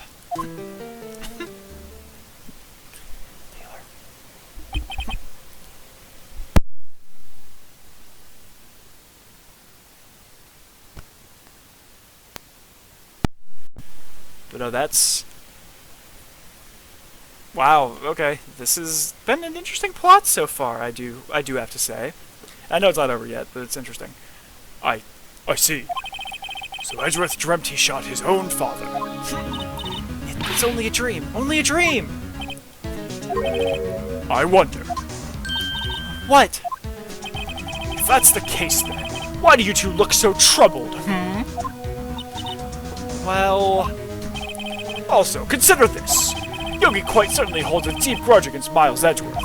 So deep, he'd want to frame him for murder. This leads me to surmise that Mr. Edgeworth's dream was not a dream. It was real. As you imagined, Miles Edgeworth threw the pistol to save his father. Pistol fired, and the deed was done. No! I don't believe it! Yogi was suspected of murder, and his career as bailiff was irrevocably... It's a word I always have issues saying. Irrevocably wrecked. Oh god, that's terrible. Irrevocably wrecked. That's mean, game. That's mean to say. Thus, he sought revenge on Miles Edgeworth. Good little tongue twister there. This is his last chance, of course, with the statute of limitations so close.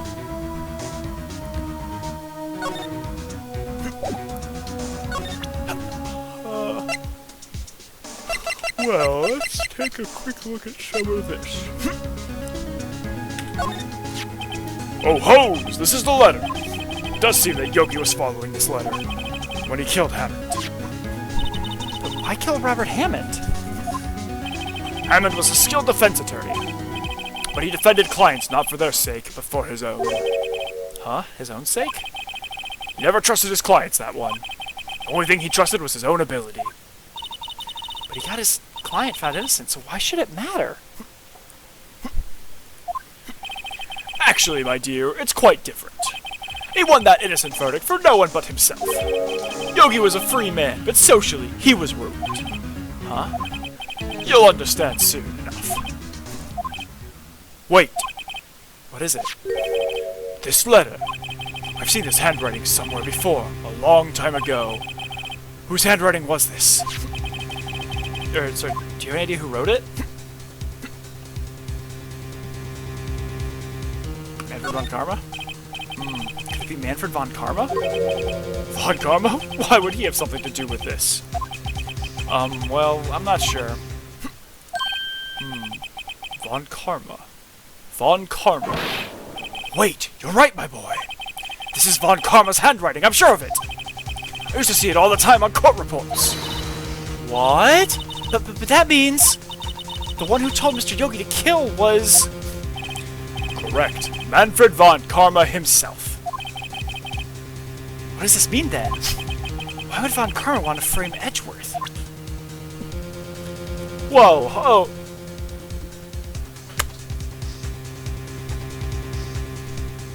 I chose that as a joke! Wait a sec.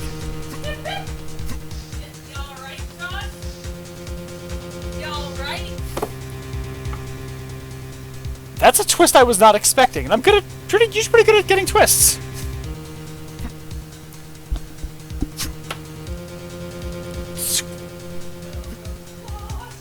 Yeah.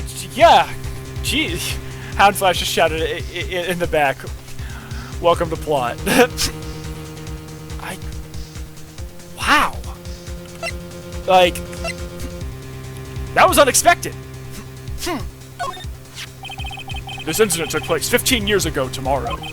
So tomorrow we'll see the completion of not one, but 2 trials. All thanks to the statute of limitations. Which doesn't exist on murder. In most jurisdictions. If not all jurisdictions.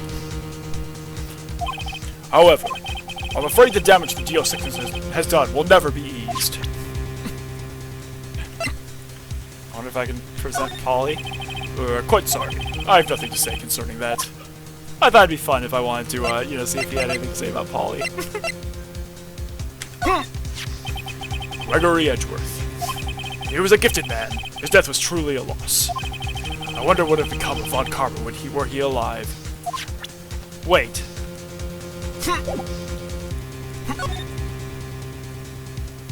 I'll talk about these ones first. What do you know about that? What do you know about Edgeworth's father? He was a defense attorney without peer. It sounds trite, but it's true. Well, he may have had one peer now that I think about it. Your mentor, Mia Fey. My sister? Gregory Edgeworth was very disapproving of Mr. Von Karma's techniques. That's no surprise. Von Karma is an extreme man. Forged testimonies and evidence are nothing to him. The result? He has a perfect win record in court. To beat him, Gregory Edgeworth tried to call attention to his methods. And? He lost. And died in despair, as it were. I see. When Gregory Edgeworth was killed, the police called on a spirit medium. That was your mother, Misty Fey.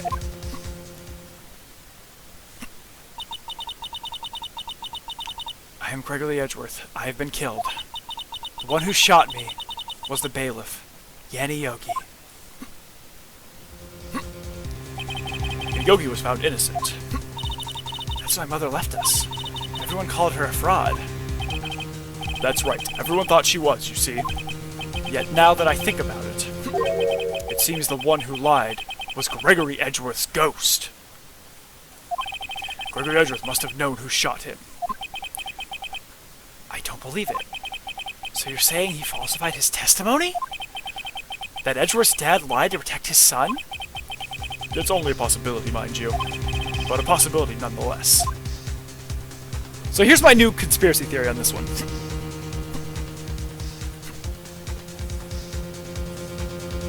That...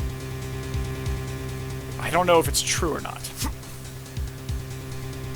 I think it's possible that Gregory Edgeworth ended up shooting himself. We'll see. But that's kind of my, like... That's my current theory, because I don't think it's... For some reason, I don't think it's going to be Edgeworth in a weird way. But if it truly was Von Karma who wrote this letter, then he would know the truth. He would know that Miles Edgeworth had accidentally killed his own father. He'll say as much tomorrow in court, I should think. He'll press the point till the court finds Miles Edgeworth guilty. Oh no. How could Von Karma know about Mr. Edgeworth's past like that? If Mr. Edgeworth thought it was just a nightmare. That I do not know. Yeah, I do know that Von Karma is both persistent and a perfectionist. Maybe seeking to satisfy a grudge against Gregory Edgeworth by hurting his son. What do you mean? It was 15 years ago. Von Karma met Gregory Edgeworth in court, and Von Karma did win. But he didn't make it through the trial unscarred. What happened in the trial between Edgeworth's dad and Von Karma? Von Karma got the guilty verdict he wanted. He won the trial. But Gregory Edgeworth accused Von Karma of faulty evidence. And though he lost the trial, Mr. Edgeworth's accusation stood. Faulty evidence? It was the only penalty Von Karma has ever received in his career as a prosecutor. Gregory Edgeworth dealt a blow to his perfect trial record. Wow. It must have been quite a shock for Von Karma. He took a vacation for several months after that, you see. A vacation? Yes, an unusual event for the man. That was the first and the last vacation he's taken in his many years of prosecuting. Really? He doesn't take vacations? Like, go to the sea or, to the mountains? Don't tell me he's never been to Europe! You have strange ideas about vacations, Maya. In any case, that was the only time he took a vacation from work. I believe the penalty upset him quite a lot. Odd. If he wanted to keep a perfect record so badly, why would he take such a long vacation? What do we do, Nick? Von Karma's going to bring up DL6, you could bet on it. What if Mr. Edgeworth pleads guilty to DL6? I won't let him. Yes, Mr. Wright? I hate to say this, but even accidental murder is murder, you know. Okay, that is incorrect. Well, generally incorrect depending on jurisdiction. Accidental murder is usually... almost always it's involuntary manslaughter. Like, in this situation, with what Miles did, that you would absolutely be involuntary manslaughter. He did not mean to shoot his father. And I'm not... There's part of me's not convinced that Edgeworth did. But, like, it is manslaughter, but it's not murder. There's a very key difference between manslaughter and murder. I just believe in Edgeworth's innocence. I can't believe he'd kill someone. But Nick, Mr. Edgeworth admits it himself. His father must have lied to protect him from beyond the grave. I don't care. I know he's not guilty. Mr. Wright? If you say so, I suppose I could go check again. The police files might hold something of interest. Mr. Grossberg? Thank you. I can't promise anything. In fact, I think the chances of finding something are slim. I understand. Police materials. Anything more to present to him? I think I've already presented Mr. Tatum, right? Ah, she was a beautiful woman. I'm truly sorry about what I did. Huh? Sorry about what? I think I'll stay out of this one. Yeah, that's probably a good idea. I don't think he has anything else for me, really. Let's go to Wright & Co. 1 day left, Nick. Yeah, I know. Well, no time to waste. Let's get going. These ones I'm not gonna bother on that because I need to go to Criminal Affairs Bar, I think. I went to the wrong one. Oh well. December 27th, Police Department, Criminal Affairs. There's hardly anyone here. They must be out looking for the old guy, Yogi. Ah, it's you. I don't think Gumshoe will be coming back today. He's staying out late looking for someone. Sounds like Detective Gumshoe is pounding the pavement for real. I wonder if we could go check out the records room again. Well, now I can't have just anyone wandering around in there. But I guess Mr. Von Karma is in there now anyway.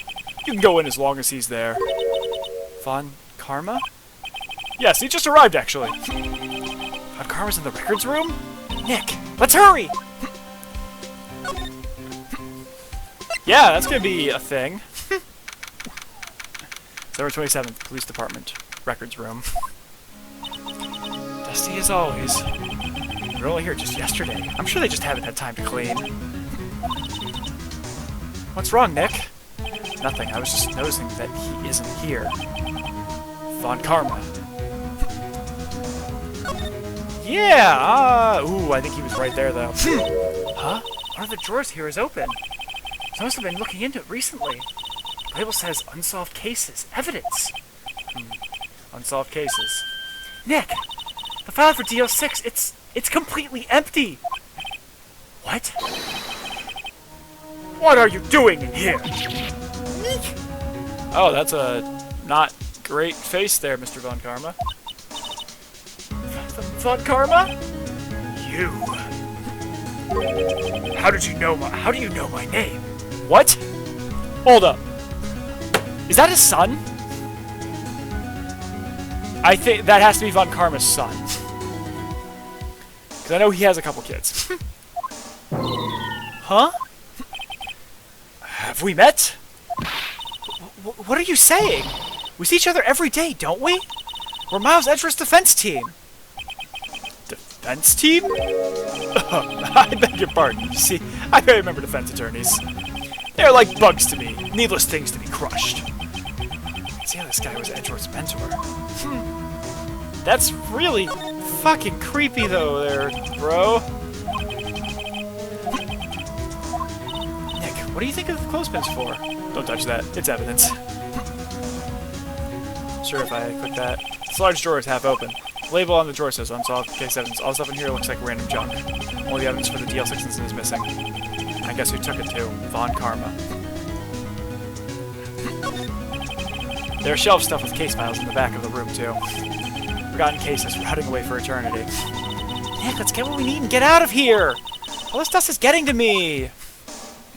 QQ. Here are files of collected case reports. There's quite a large volume of reports here. Wow, these are all case reports? Yeah, it's like a graveyard of police cases. I guess my sister's case report is in here too. Quietly gathering dust. Wait. I noticed something there. Looks like there are files inside this glass case. The case is so dusty I can't see what's inside. Nick, it's locked. They must keep important case files in there.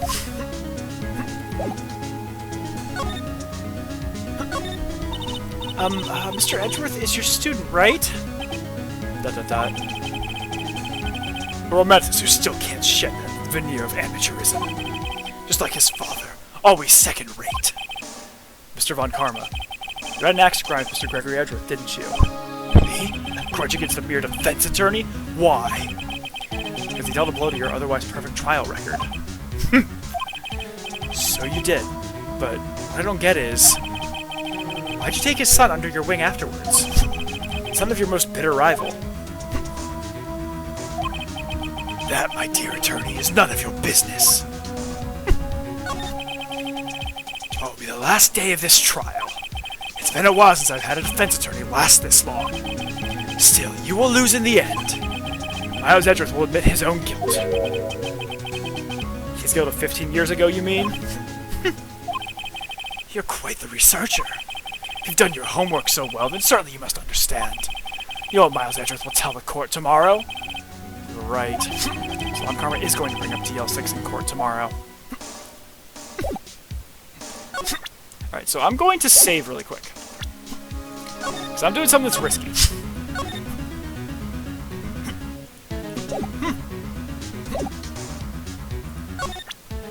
Because what I want to do is present this to him. Mr. Von Karma, have a look at this. This was you, wasn't it? You instructed Yanni Yogi to commit murder.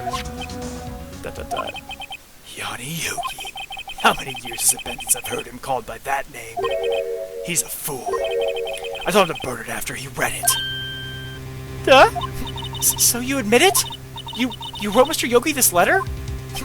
Yes, my dear defense attorney. Thank you for taking the trouble to bring it to me. You've saved me from a lot of needless hassle. But what? Nick, what is that thing? A stun gun? For self-defense, usually. Oh, shit. Indeed. 600,000 volts will course through your body like a dog touching an electric fence. 600,000?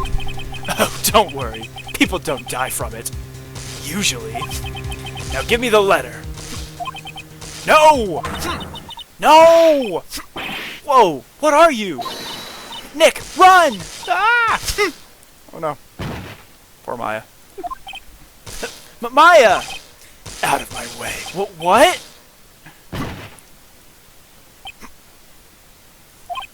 Dot. Dot, dot, dot. Dot, dot, dot. Ugh. He got us. The letter's gone, of course. And he took the DL6 evidence. All of it. Back to having no clues. Wait. Maya jumped first. Maya, is she okay? Maya? Maya! Dot, dot, dot. Maya, open your eyes! Dot, dot, dot. Maya! Dot, dot, dot. The letter. Did he take it? Huh? Oh, yeah. Are you okay? I couldn't stop him. I jumped as fast as I could, but one shot from that thing knocked me out cold. I'm useless. I'm no good as a lawyer or a medium. I can't even call my sister. Not even now when we need her the most. Wish I hadn't woken up at all. Oh, no. You need a hug, Maya. Maya! There has to be some way I can help her. Better do something about her self-confidence first. Maya, she's holding something. What is that? A bullet? DL6 instance, evidence number 7, taken from the heart of Gregory Edgeworth. I remember. Von Karma was holding this when Maya jumped him. DL6 bolt stashed in a pocket. Taken from Gregory Edgeworth's heart. Still bears clear ballistic markings. I'll prove it to you, Maya.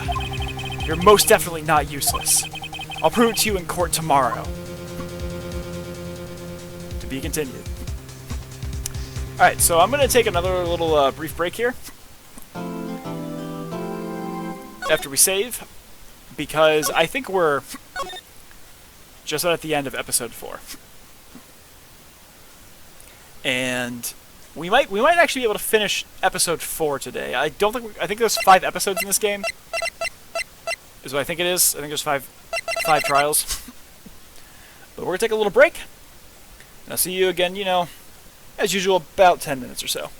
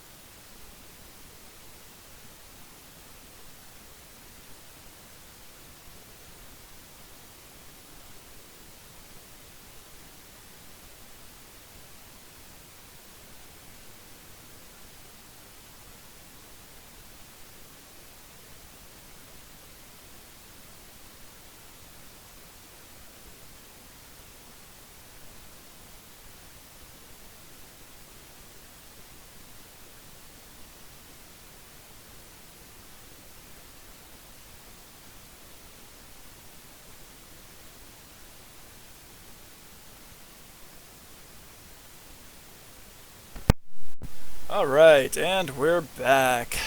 Alright. Final day of trial. This is going to be an interesting one. Especially now that Von Karma just, tased me unconscious. Let's go forward. December 28th, 9:51 a.m. District Court. Defendant Lobby Number 2. This is it. Judgment Day. Today things are going to get settled at last. A lot of things. Ah! What's the big idea? Sorry, Nick. I only touched your shoulder. I guess the shock hasn't worn off from my run-in with the stun gun yesterday. Anyhow, today's the last day of the trial. Good luck, Nick! Yeah, thanks, Maya. Asher's looking glum, as always. I hope Von Karma doesn't push him too hard. Whoa! What are you doing? Sorry, I'm sorry! I just thought I'd cheer you up with a pat on the back. Maya, maybe you should go outside and discharge. Right, good idea. Try not to electrocute anyone on your way out. Whoa, yeah, pal! Oh, I know who that is. What's got into that girl? Detective Gumshoe? Morning, Mr. Edgeworth. Good morning. How'd it go, How'd it go, Detective? Have no fear. As promised, I've captured our runaway caretaker. Just brought him in. Took all night, pal. Thanks, Detective Gumshoe. You must be tired. Actually, after that shock I got on the way in, I feel pretty good. Yogi says he's forgotten his own name. That has to be a lie. Why would he want revenge on Edgeworth if he couldn't remember his past? He does remember, and I'm going to prove it. December 28th, 10 a.m. District Court, Courtroom Number 3. Court is now in session for the trial of Miles Edgeworth. Oh, so what evidence do I actually have right now? Okay. So I know we lost a lot. Alright, so I have the badge, obviously, the autopsy report, the lake photo of Misty, the road map, pistol bullet, the pistol itself, metal detector, parrot, thing of Edgeworth's heart, the clear ballistic markings. Alright. Court is now in session for the trial of Miles Edgeworth. Defense is ready, Your Honor. Prosecution is ready. Right. Very well. We have reached the final day of our proceedings in this trial. I ask that the prosecution submit decisive evidence. Understood. Come on, don't be awed into silence by every little thing he says. Very well, Mr. Von Karma, your opening statement. Right. Thanks to Detective Gumshoe's efforts, the boat rental shop caretaker has been arrested. In yesterday's trial, the defense asserted that the caretaker was the murderer. However, the caretaker has yet to confirm this. I would like to ask the defense to cross-examine him as much as necessary. Very well. Please bring the witness into the courtroom.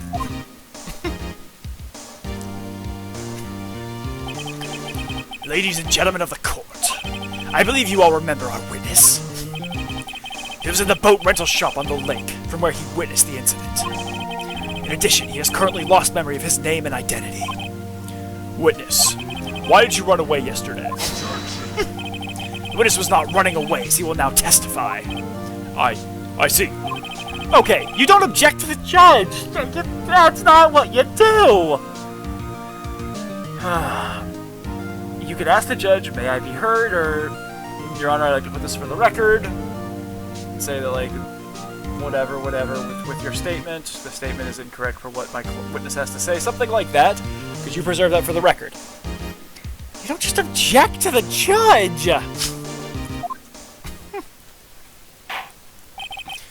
Zooms. Witness testimony, why I left court.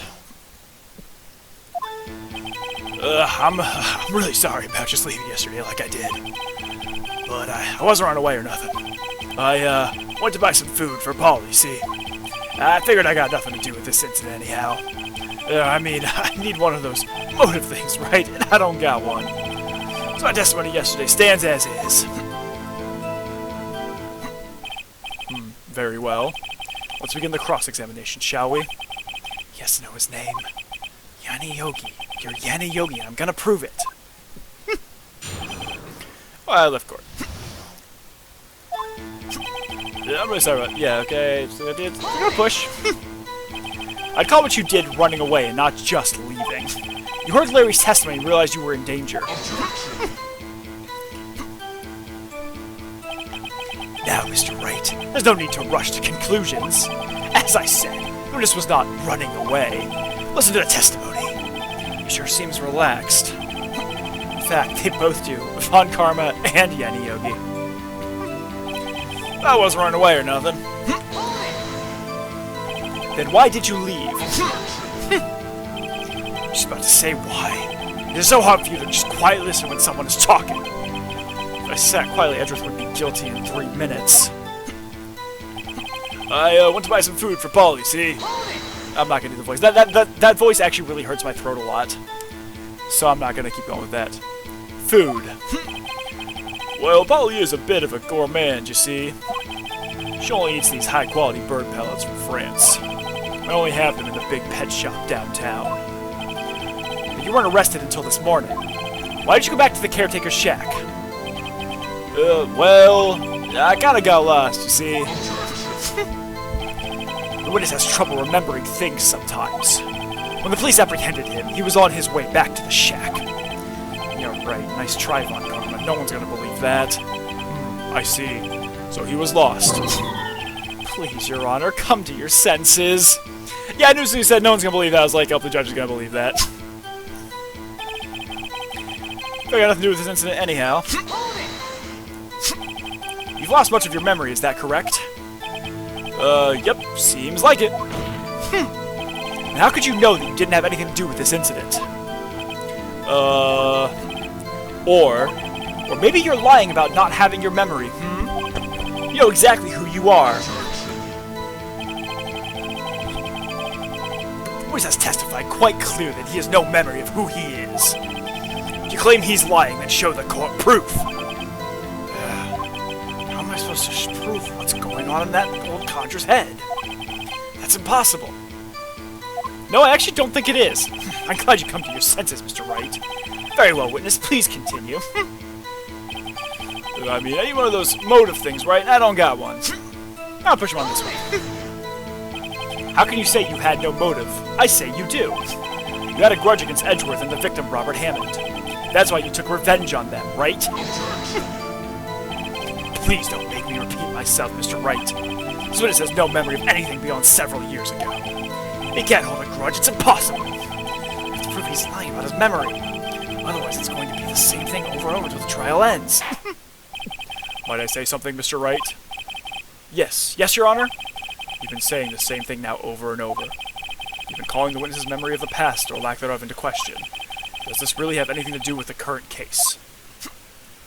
Of course, Your Honor. The witness has said he has nothing to do with this case and no motive.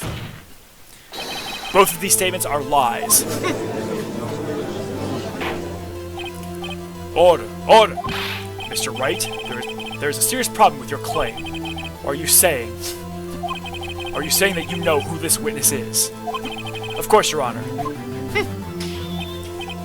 Oh, now this is interesting. I would like to know myself. So who is he? Don't play dumb, Von Karma. Mr. Wright, please tell me this. Please use this witness's name. His name is Yanni Yogi, a former court bailiff. Yogi? That name seems familiar. Oh, Yanni Yogi from the TL6 incident. Figures the judge would have heard of it. It was such a famous case. What does this mean? Your Honor, if this man is Mr. Yogi, then he has a clear motive. Tisk, tisk, tisk. Jumping to conclusions again, Mr. Wright. This man, this witness, is Yanni Yogi? Fascinating. However, how do you propose to prove this to the court? I'm gonna use Polly. This is a court of law, as you may recall. You need proof. Allow me to repeat once more, the witness has lost his memory. This is it. I have to do this now. I can't prove he's Yogi right here, right now. I've got nowhere else to go. Nick, how are you going to prove it? How can you prove that he's Yanni Yogi? It's okay. It's actually quite simple. Your Honor, please take this man's fingerprints. Then we'll compare them to the fingerprints on the file for Yanni Yogi 15 years ago. I see, that makes sense. Tisk, tisk, tisk. Huh? Oh, I'm so very sorry, Mr. Wright. Why? The witness has no fingerprints. What? No fingerprints? You see, before I worked as a caretaker, I worked at a chemical plant. I burned my fingers working with the stuff. Yep. What? Yogi, you sneak. You burned your fingerprints off to hide your past. Well, if the witness has no fingerprints, I guess we will not be able to prove his identity. No. Tisk, tisk, tisk. Well, what will you do, Mr. Wright?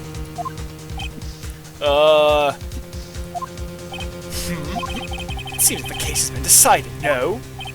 No. I know what happened. I know everything. I just can't prove it. No, I can't let it end like this. I can't lose. There has to be another way. There's no one who can testify as to who this witness is. No one. Nick, what are we going to do? Didn't even consider that he might have erased his fingerprints. What do I do? Tisk, tisk, tisk. Well, Mr. Wright, perhaps you'd like to cross-examine his parrot for a little comic relief, Yeah, very funny. You're a sore winner, Von Karma. Wait a second. Cross-examine his parrot? What is it, Nick? No, you're not going to... Your Honor? No! Hold. Hold here. An animal can't testify. You can't prove it has the competency to testify. Even a smart one like a parrot. Ugh. You can't cross-examine or direct-examine a parrot. No, you can't do that. I know it's going to work in this game, but you can't do that in real life. Let's go cross-examine a goddamn parrot.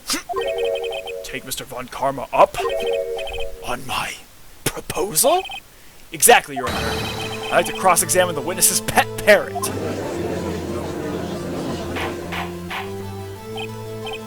Order! Order! Well, what do you think, Mr. Von Karma? Need you even ask? This is a farce. I object! Wait a second. You were the one who suggested I cross-examine the parrot, Von Karma. I have a right to do as you suggested. Well, if you're so desperate, then please be my guest. Of course, should you go through with this, and nothing comes of it, then I hope you're ready for the consequences. Nick, this is crazy. Well, still want to go through with your little game? Hell yeah, we're doing it. Let the parrot take this.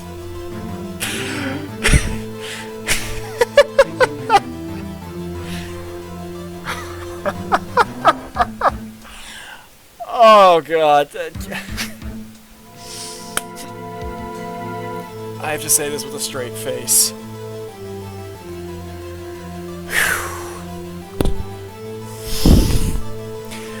Let the parrot take the stand. I will cross-examine her, Your Honor. This is the most ridiculous thing I've ever heard. Von Karma's written every person's testimony, every piece of evidence. Except the parrot. She's my last chance. You know what, Nick? You are... Nick, you are the worst attorney I've ever heard of. At least, I think so. Bailiff, bring in the parrot.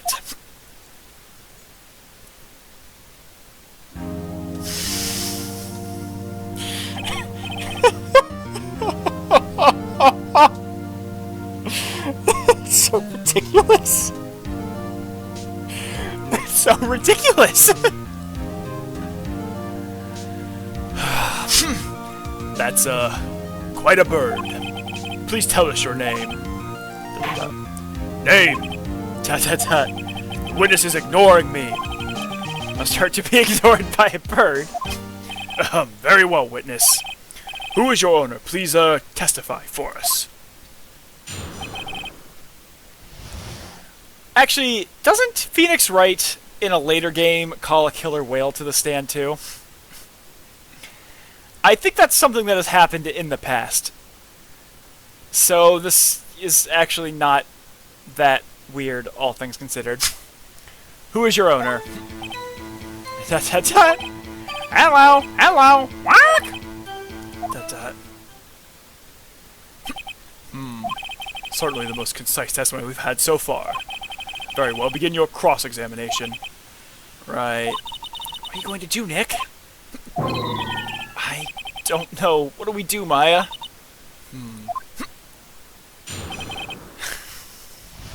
Can't take this seriously right now.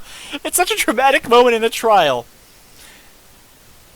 And we're using a fucking parrot.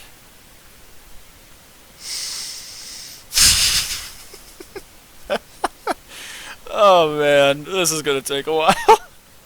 Who is your owner? Hello, what? Witness, you can't just say hello and expect us to get anywhere. I want you to testify. Maya, you talk to her. Right, what do I say?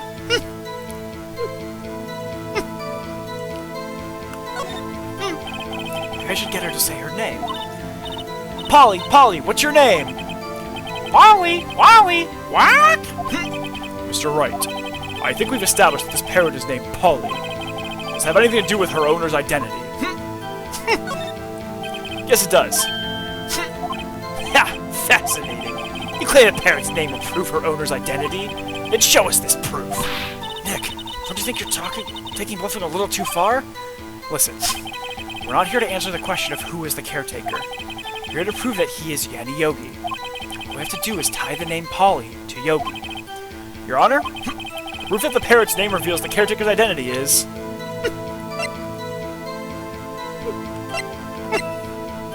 Actually... Yeah. Okay, so... Okay, so I'm going to... I think it's this, because look at the file on a DL6 incident. You have for the victim that his fiancée, Polly Jenkins, committed suicide. So I think this could prove that. If not, I might just be, Polly herself. But I'm gonna do this one first. If that doesn't work, then I'll try something different. DL6 case file. That's quite a large file you have there. Which page is this proof on, then? Show us, or stop wasting our time. Very well, Mr. Wright. Please show us the page. Where in this file is the information connected to this parrot's name? Suspect data. It's on the suspect data page.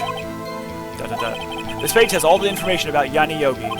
Right after he was arrested, his fiancée committed suicide, see? Indeed, it does say that, yes. What was his fiancée's name? Polly Jenkins.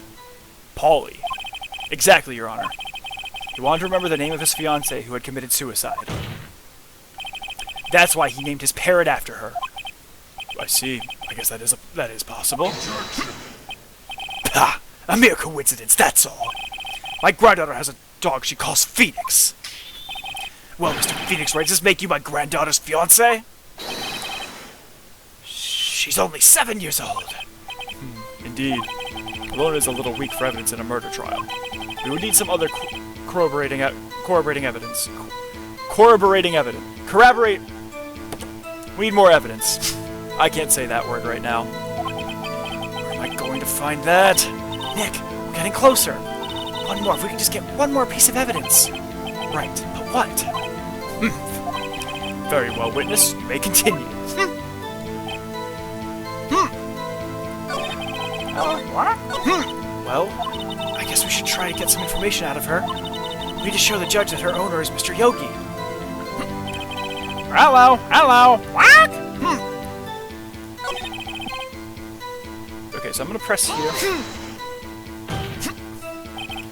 Witness, you can't. Oh, no, I've already pushed that one. What do I say? Have we forgotten something? As I recall, 2 days ago. Polly, have we forgotten something? What? Don't forget DL6. What? If I can get Polly to say that here, that will prove that the caretaker had something to do with DL6. Polly, have we forgotten something?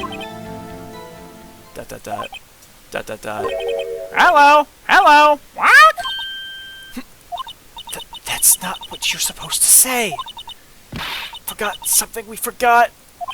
Hello? Hello? What? Uh-oh, it's not working, Nick. She won't say it. This is ridiculous. Why won't she say it? Tisk, tisk, tisk. Something the matter, Mr. Wright? Wait. Don't tell me Von Karma expected this. He could never retrain the parrot, could he? Did he train her not to respond when we asked if we'd forgotten anything?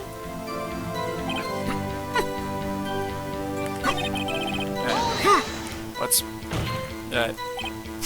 so we've done this part already. Let's see. Maybe I'll get her to say the number of that safe. Huh? The safe? Why? Let's just try to get her to say anything, okay? Polly, what was the number of the safe in the shack? 1228! 1228! Why, what a reckless parrot. Well, Mr. Wright, you won't claim that this number has something to do with the caretaker. It does. Actually, it does. That's why I had her say it. Ah, ridiculous. How can the number to a safe tell us who the caretaker is? Show us your proof. What could possibly link this number to the caretaker's true identity? Oh, that's a good question. Well, let me... The date, 12/28, 1228.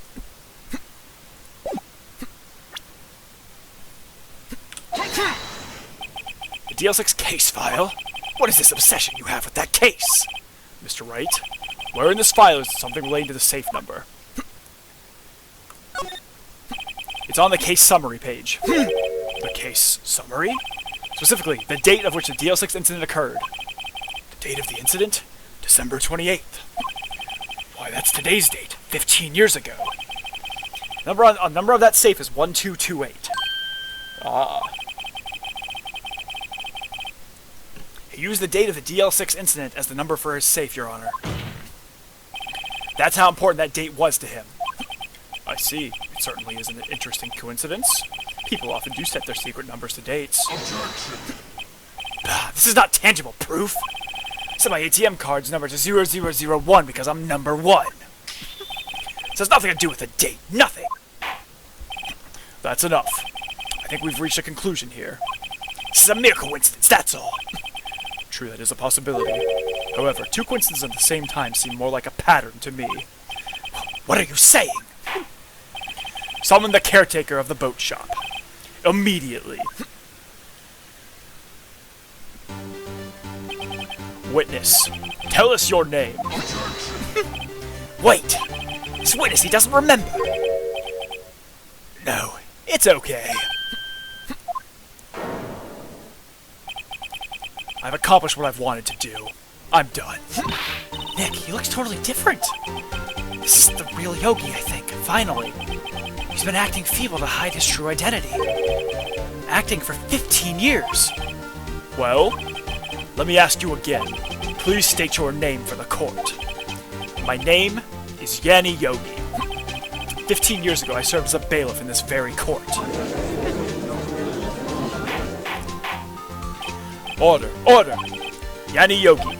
So was it you who killed Robert Hammond and tried to frame Miles Edgeworth for his death? Yes, it was me. I did it. They put me on the witness stand 15 years ago. Robert Hammond, he said I was mentally unsound. Told me it would make me innocent. Get me off the hook. So I pretended to have brain damage. I was innocent, really, but he didn't believe me. We won the trial, but I lost everything. I lost my job, my fiancé, my social standing. Then this year, 15 years later, a package arrived. It was a letter and a pistol. The plan was written out in careful detail. It was a plan for me to take my revenge on the people who ruined my life. I didn't care who had sent it. I thought this was my chance after 15 years. This was it. Finally, a chance to have my revenge on Robert Hammond and Miles Edgeworth. I have no regrets. Wait a moment. Revenge? Against Miles Edgeworth? What do you mean? I'm not at liberty to speak on that matter. Why don't you ask Mr. Edgeworth yourself? Anyway, I admit it. I was the one who killed Robert Hammond.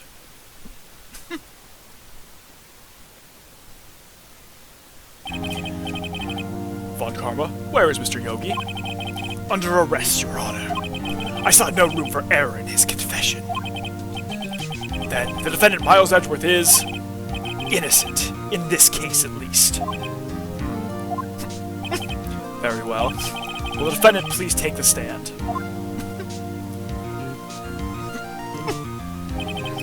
There are a few mysteries left unsolved. Still, you are cleared of suspicion for this particular case. So I would like to pass judgment on the murder of Mr. Robert Hammond. Any objections? I don't believe it. Why isn't Von Karma saying anything? Very well. This court finds the defendant, Mr. Miles Edgeworth, not guilty. Yes, I love it when confetti comes falling from the sky when I win a case. That is all. This court is adjourned. Objection! Did someone just say objection? It wasn't Von Karma. Wait, but that means... No. Edgeworth? Your Honor, I object to your judgment. What do you mean? Okay, you don't object to a judgment. The judgment is just... it's the decision of the case. You can appeal it. You can say, no, this was incorrect due to whatever reason, or if it's a criminal case, like in some states, you can alternatively file a habeas petition to basically say, no, there were issues with this case. But you can't just object to a judgment. That doesn't happen. What do you mean? I'm not innocent at all. As we have heard, Yanni Yogi killed Robert Hammond in revenge. But revenge for what? Nick, Edgeworth is trying to confess. He's going to say he's guilty. He's going to tell them he was the murderer in the DL6 incident. He's going to tell them he killed his own dad. What do I do? Well, I raise an objection, I think. Judgment has already been passed. I object to Edgeworth's outburst. Didn't something like this happen yesterday, too? I believe a certain witness raised an objection after a guilty verdict was passed. That would be Larry. We must hear this new statement. We must hear Miles Edgeworth. He's right. We have a duty to hear Mr. Edgeworth out.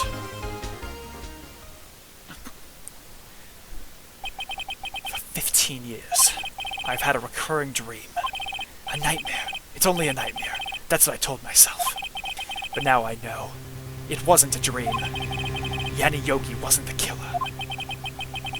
You mean in the incident where your father died? From the distance of the shot, it wasn't suicide either. Everything was as clear as day. The murderer, the criminal in the DL6 incident. It was me. Your Honor, I confess my guilt. I am guilty for DL6, statute of limitations of which ends today. The culprit is me.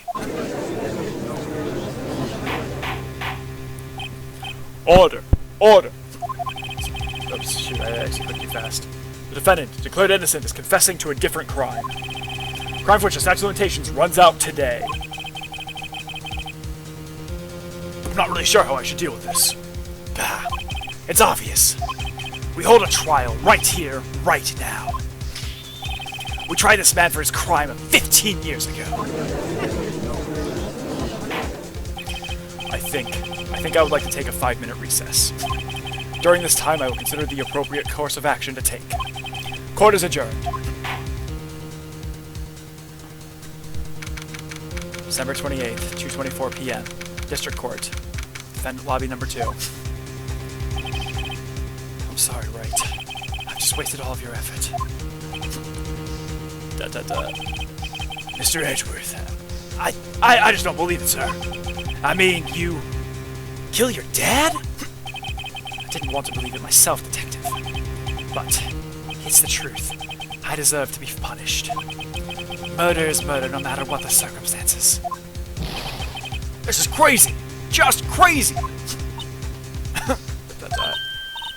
Nick, what are you doing?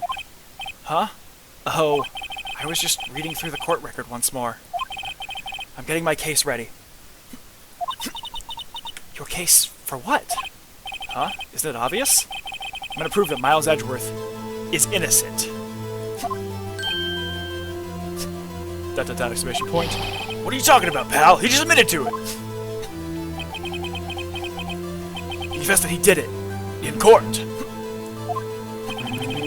I'm sorry, Edgeworth. But I don't believe your nightmare. What? It's just a dream. It's not real. The truth is right here in this court record. In any case, tighten your belts. The real fight is just beginning. I'll prove you're innocent. Trust me. Right.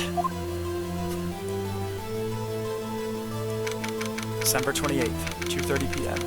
District Court. Courtroom number 3. Now then, I would like to resume our trial. Judge, Miles Edgeworth has admitted to his own guilt. He has confessed his crime. Let's begin by hearing his testimony. Then, though pointless, let the defense do their cross-examination.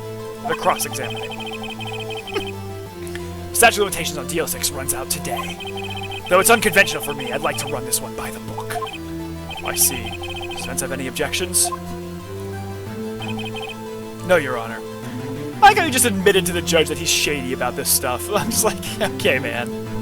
Alright, dude.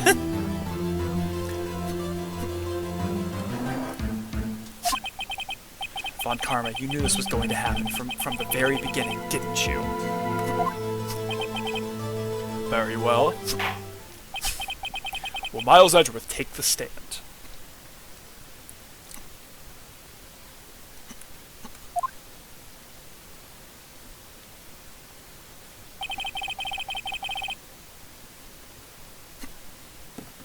Will the witness state his name and profession? Miles Edgeworth. I'm a prosecuting attorney.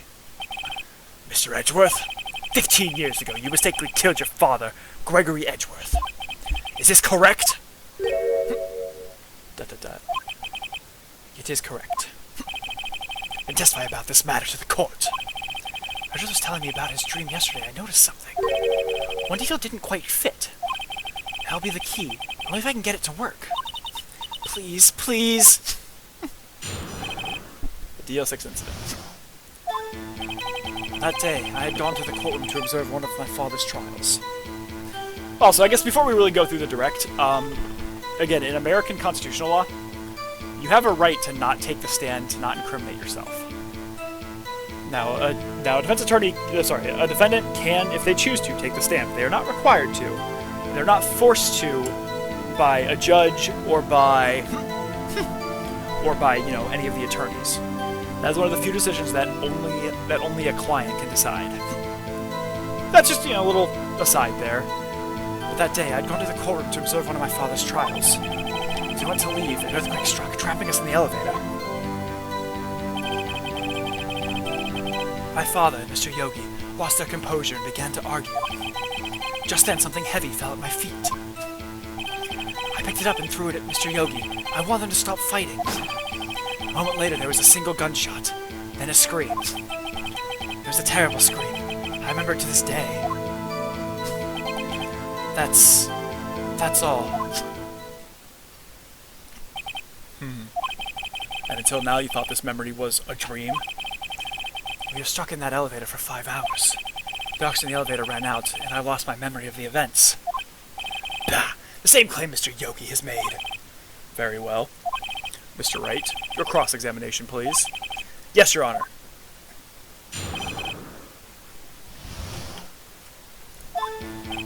That day, I had gone to the courtroom to observe one of my father's trials. What was the trial your father was involved in on that day? I don't remember things very clearly. Only two things. I know my father lost, and Mr. Von Karma was the prosecuting attorney.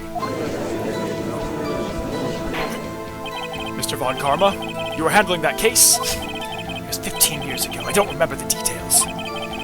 Senator pointed out the problem in Von Karma's evidence. As we went to leave, an earthquake struck, trapping us in the elevator. So there were three people, including yourself, trapped in the elevator. Yes, myself, my father, and Yanni Yogi. We were fine at first, but then as time passed, no one came to help. My father and Mr. Yogi lost their composure and began to argue. What did you do then? I was a 9-year-old boy at that time. What could I do? I was scared, trembling in the corner. But then... just then, something heavy fell at my feet. What was it? A pistol. I assumed it was the bailiff Yanni Yogi's. Safety must have come off when it fell from his holster. And you picked it up. What happened next? Picked it up and threw it at Mr. Yogi. I wanted him to stop fighting. Did you know it was a pistol when you threw it? I think I knew. I knew it was dangerous. But the air was getting so thick, I panicked. So you're saying that you threw the pistol at Mr. Yogi? I was in a daze. A moment later, there was a single gunshot, then a scream. The gun fired once? Yes. I think after I threw it, I lost consciousness. Since then, they've echoed in my head every day. That gunshot and that horrible scream. The scream? It was a terrible scream, I remember to this day. To this day. Yes, I can practically hear it now. I doubt I will ever forget that scream as long as I live. There it is. One part of that testimony clearly contradicts the evidence. I don't know what it means. I better find out and quick. I know what it is. The evidence was, or the air was so thin.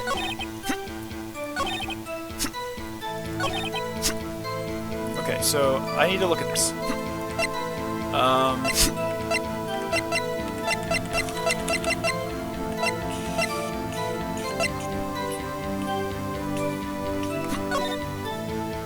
Yeah, right there. Air in elevator was oxygen depleted at time of incident. So he can't have that. He can't hear that scream. This evidence clearly reveals the contradiction in that statement, Your Honor. How exactly are that evidence and this statement just now related? They are. Oh, okay. Not at all. Mr. Wright, please think facts before making accusations. I don't think that won any points with the judge. So I'm gonna save, because that's the contradiction. It was oxygen depleted. You wouldn't be able to hear a scream. No, but you wouldn't be able to scream without the oxygen, because yeah, that's what I'm saying. Is like,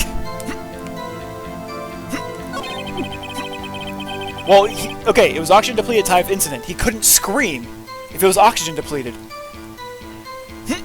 I mean, I'm assuming I was jumping on that early.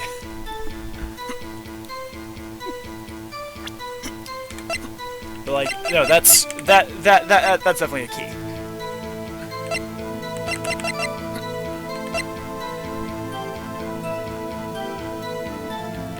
Alright, so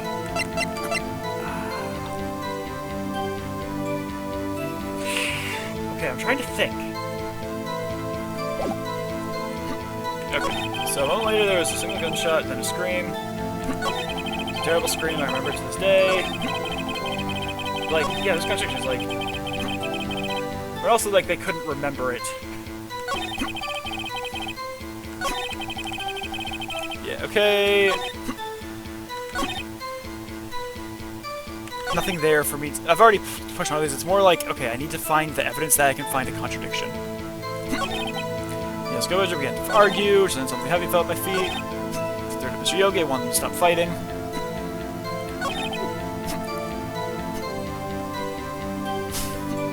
Wait a second.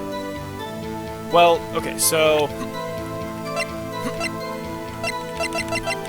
Pistol's been fired 3 times. Okay. I don't think this is going to win on this one, but I'm gonna present it. Your Honor, what do you think about the witness's statement? I'm not sure I follow. It clearly contradicts the, Oh, no, okay. I thought that was like, okay, because what I was gonna say is like, there was a single shot that's been fired 3 times.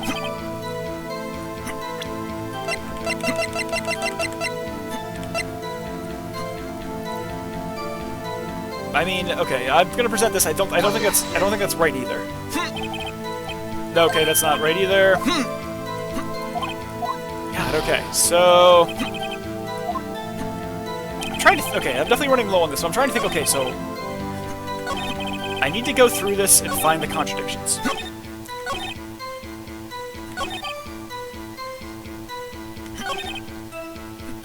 Okay, electric struck, tapping against the elevator. That we know. Okay, I need to look at my court files really quick. Obviously, report doesn't matter anymore. Bigfoot also doesn't necessarily matter anymore.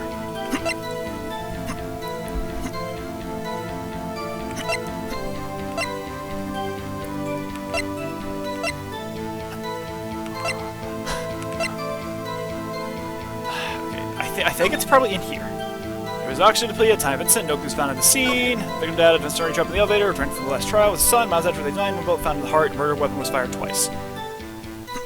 There's the contradiction. It's the first contradiction. Okay. I think that's what leads... There was a single gunshot, then a scream. This, in the DL6 testimony, contradicts.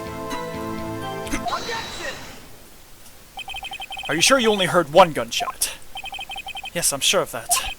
I heard the shot and the scream, and everything faded. I was unconscious until the rescuers came. I see. No, Your Honor. Unfortunately, you don't. Look at this file one more time. This plainly contradicts the witness's testimony. You do enjoy dragging out that file, don't you? I don't accept this evidence unless you can tell us what page it's on. Which page contradicts Mr. Miles Edgeworth's testimony? Victim data. Look at the victim data in this file. It says it quite plainly. The murder weapon was fired twice. Miles Edgeworth only heard 1 gunshot. Yet the murder weapon was fired twice. The first shot was the accidental firing when the pistol was thrown. So who fired the remaining shot? Was there perhaps another shooter who fired that second shot? Your Honor, as I'm sure you're aware, this incident occurred 15 years ago. The evidence is dated. The pistol did fire twice. However, we do not know when that second shot was fired. It might have been fired the day before the incident. There is no proof that the second shot had anything to do with this incident. What? I see. You do have a point, Mr. Wright. The murder weapon was fired twice, as we have heard. One of those shots was fired by the defendant, a boy at the time. Do you have any proof that the other shot fired had something to do with the case? Yes, we do. Your Honor, I think I will be able to show you your proof. What? Impossible! Now, Mr. Montgomery, save your surprise for after you've seen the evidence. Very well, Mr. Wright, show us your proof. You have evidence that the second firing of the pistol is related to this incident. Yes, I believe we do. Because we have this one right here. This bullet right here. Mr. Wright, please think how we feel having to look at this evidence time and time again. Every time you show us ridiculous evidence, I feel, well, mocked. I mean, I really don't mean any harm by it, Your Honor. Wait, what? Okay, hold for a sec. What?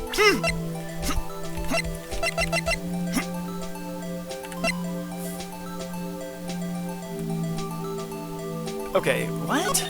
That should have been the thing. Found in the heart. The murder weapon was fired twice.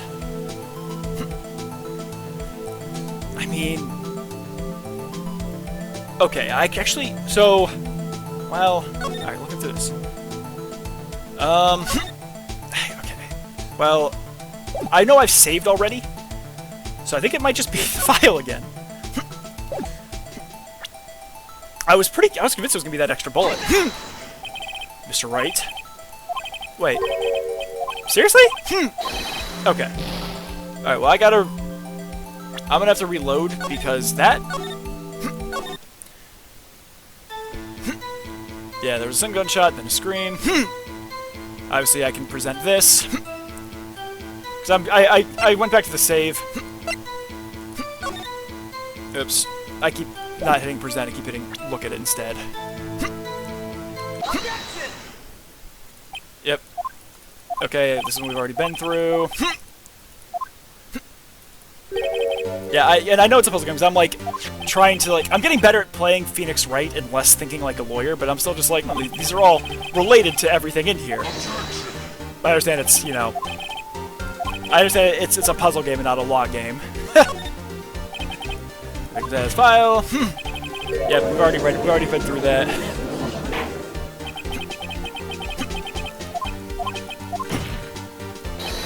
Okay. Okay, again, this is already going on. We've already read through this.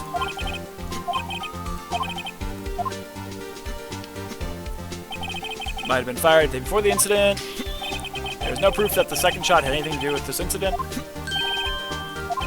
So, what I'm wondering... Yes, I know we have other proof. Because we have to. Okay, so we're very well, Mr. Wright. Show us your proof. Alright, so I'm going to look really closely at all of this right now. Okay, so we have... That's not related. The Lake photo is also not related. Misty Face photos, I don't think is necessarily the one we want to look at right now.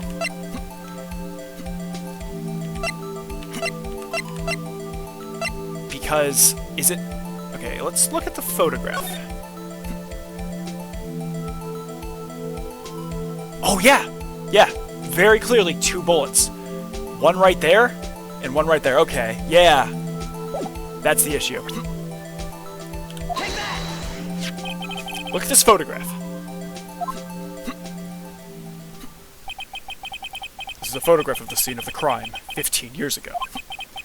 I can see that the victim lying there is Gregory Edgeworth. This proves the murder weapon was fired twice at the time of the incident. This photo proves it. So let me get this straight. This photo proves 2 shots were fired. Where? Your Honor, please get a clue. Show the judge the contradiction in the photo.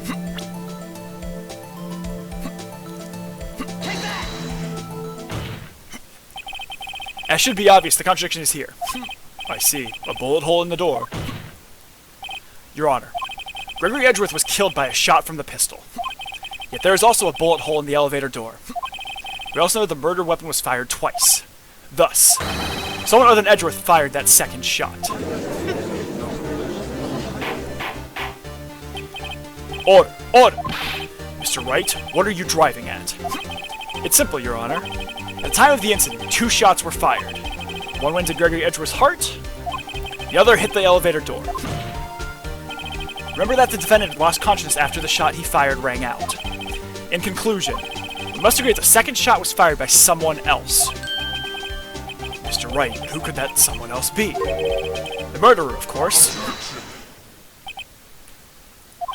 I knew I should have stepped in before your wild fantasies got out of hand. Mr. Wright, look once more at the DL6 incident case file. Look closely. Try the case summary page. The case summary, that's on page 1. Look what's written there. Not a single clue was found on the scene. If the pistol had indeed been fired 2 times, then the other bullet would have been discovered on the scene. He does have a point. That second bullet has never been found. Why? Because the second bullet does not exist. The bullet that claimed Gregory Edgeworth's life was the one fired by his own son. That is the truth of this matter. The whole truth. It was undoubtedly something else that made that bullet hole in the door. Except it's not, because we have that extra bullet. Order. I will have order. Mr. Wright has proven one thing to us quite clearly, that the murder weapon was fired twice at the time of the incident. However, Mr. Von Karma says the second bullet fired was not found. It is highly unlikely that the police merely overlooked this second bullet. So all we have is the single bullet fired. I'm afraid I have to discount the defense's claim. Tisk, tisk, tisk. I praise the judge for his wisdom in this matter. How did this happen? I don't believe that the second bullet didn't exist. Was I wrong? Have I been wrong about this whole incident? What are you doing, Nick? Why aren't you raising an objection? I'm sorry, Maya. What? It looks like I was wrong. Nick! The second bullet wasn't there, then all my conjectures are for nothing. No! But you said you'd do it, Nick. You said you'd get Edgeworth declared innocent. I'm sorry. It's just, when I saw the photograph, I thought the 2 shots had been fired. I was so certain of it. I thought I'd won. I thought there was another person, someone else who fired the killing shot. But now, I was wrong to think it could be that simple. This case has stood unsolved for 15 years. Nick? Well, it seems that we have finally cleared up this incident. Only 1 bullet was found at the scene of the crime. That shot was fired by Miles Edgeworth. Precisely. I'd like to ask one thing of Miles Edgeworth before passing my verdict. Have you been paying attention to the trial so far? Yes, Your Honor. Do you have any objections? No. No, I do not. So you killed your father, though it was not your intention? Yes, I did. Oh no. He's accepted the guilt. Very well.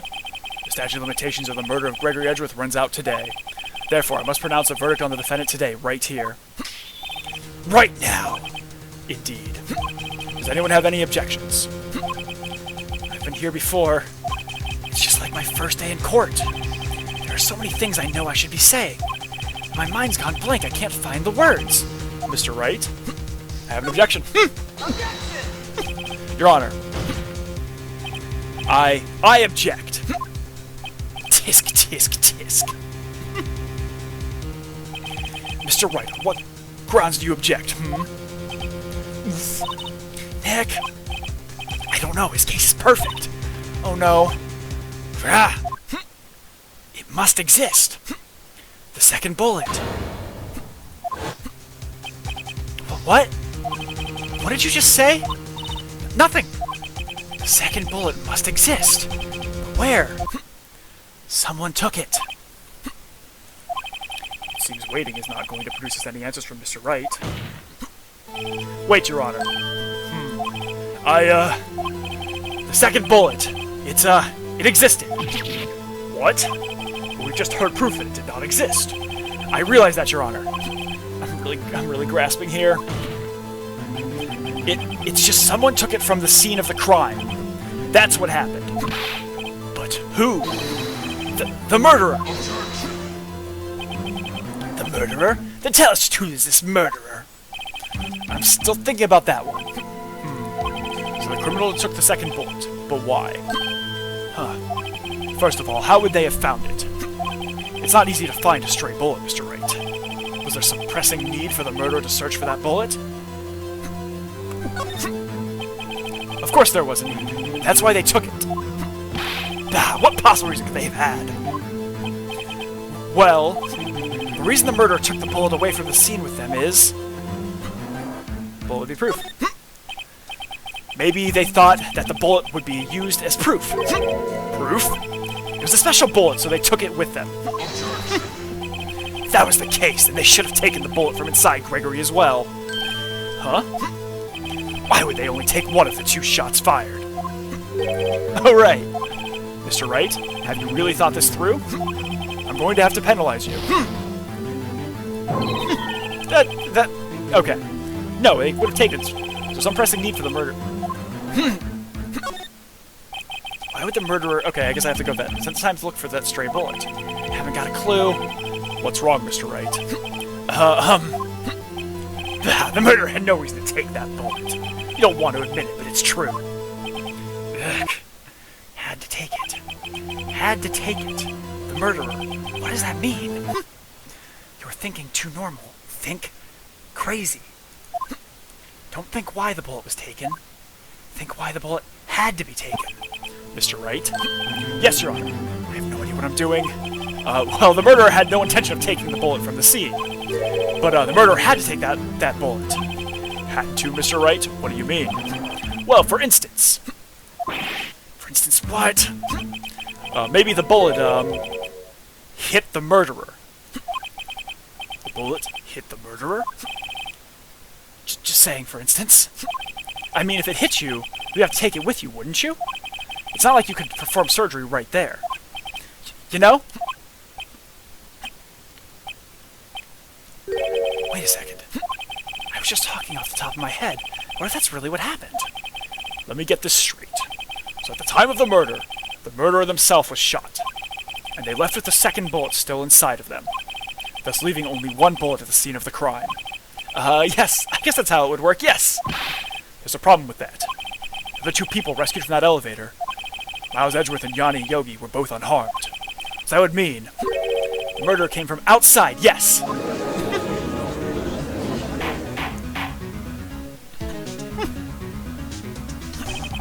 Two men fight inside the elevator. Trying to stop them, the boy picks up the pistol at his feet and throws it. The pistol discharges, and the bullet... The bullet goes through the elevator door and hits the murderer outside.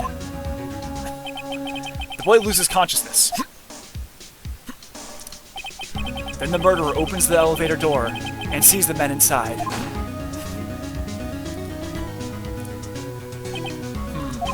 Mr. Wright, you are truly the most unpredictable defense attorney I've ever known. I can tell you're grasping, yet I cannot deny the possibility of what you say.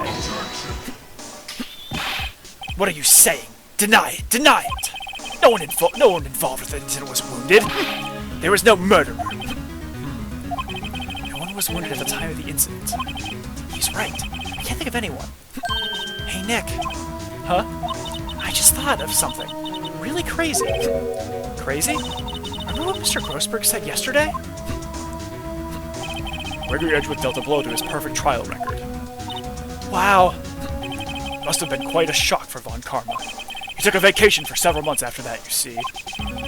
Yes, an unusual event for the man. That was the first and the last vacation he's taken in his many years of prosecuting.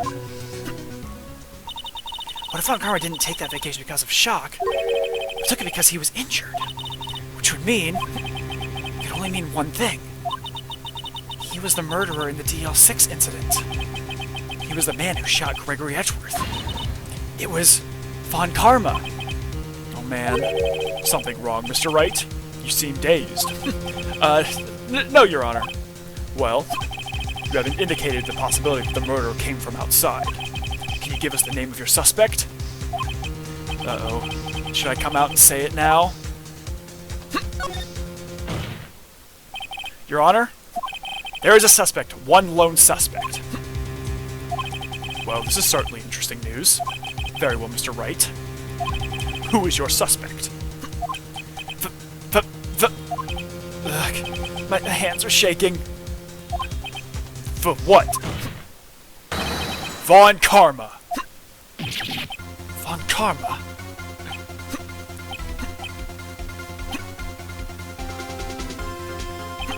You mean the Von Karma? The prosecutor? The one standing right over there? Bah! You don't object? I see no need. Why honor this ridiculous outburst with my objection? Because you took a vacation for several months starting the day after the incident. Yet you pride yourself on a perfect record. Why'd you take such a long vacation without any reason? So you're claiming that I took a vacation to heal my injury from the incident. Fascinating. Prove it. I would have needed surgery, no? Where did I go under the knife at, Mr. Wright? Bring the doctor that operated me. Have him testify. Nick. Let's find out who his doctor is. It's no use. Edgeworth? I know Von Karma. Perhaps too well. He's perfect. He wouldn't leave clues. He probably didn't undergo surgery. That would leave a doctor as a witness. Nobody's that perfect. So what, Nick? Did Von Karma pull the bullet out by himself? That's insane. No, he couldn't have. You can't just pull bullets out of yourself. Wait. What does that mean? That bullet has to be somewhere. But where? It's in your file right now, Nick. That's where it's at. Tisk, tisk, tisk. Well, Mr. Wright, can you produce evidence to prove that I was shot? All right, Von Karma, I'll prove it.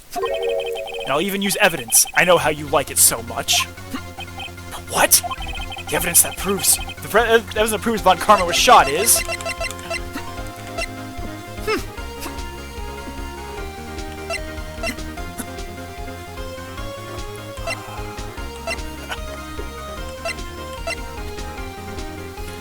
Let's take it from Gregory Edgeworth's heart. So... What was that? I'm trying to think crazy right now, alright. Is it the photo?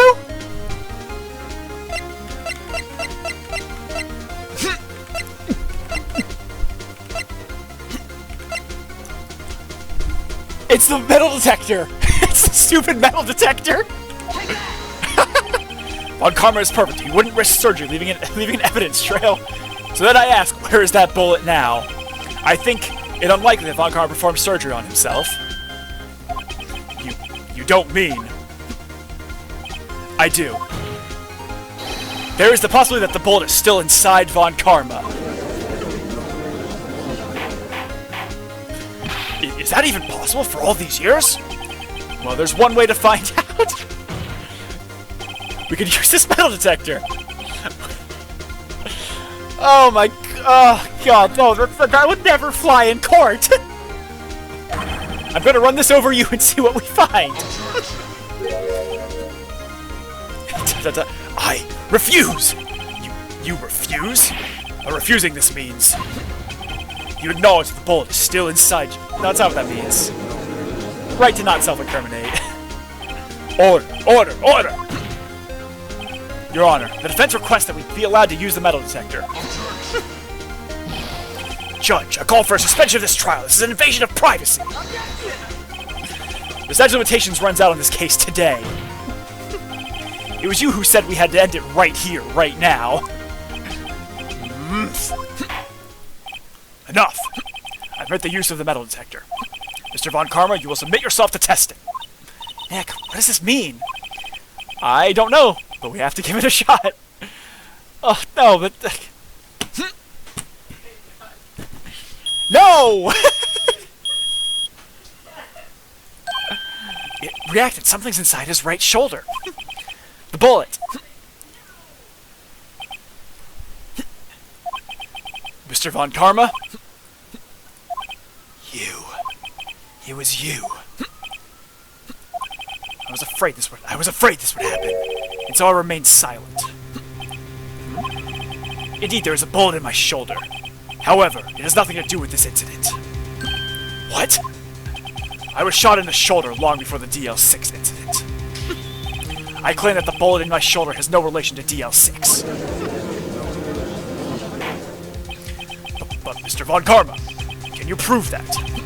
Prove? I have no obligation to prove any. You're the prosecutor! You have the obligation to prove everything! That's literally your burden!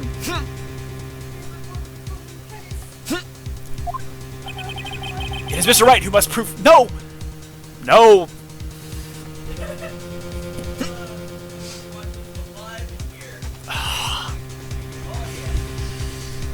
I need a moment.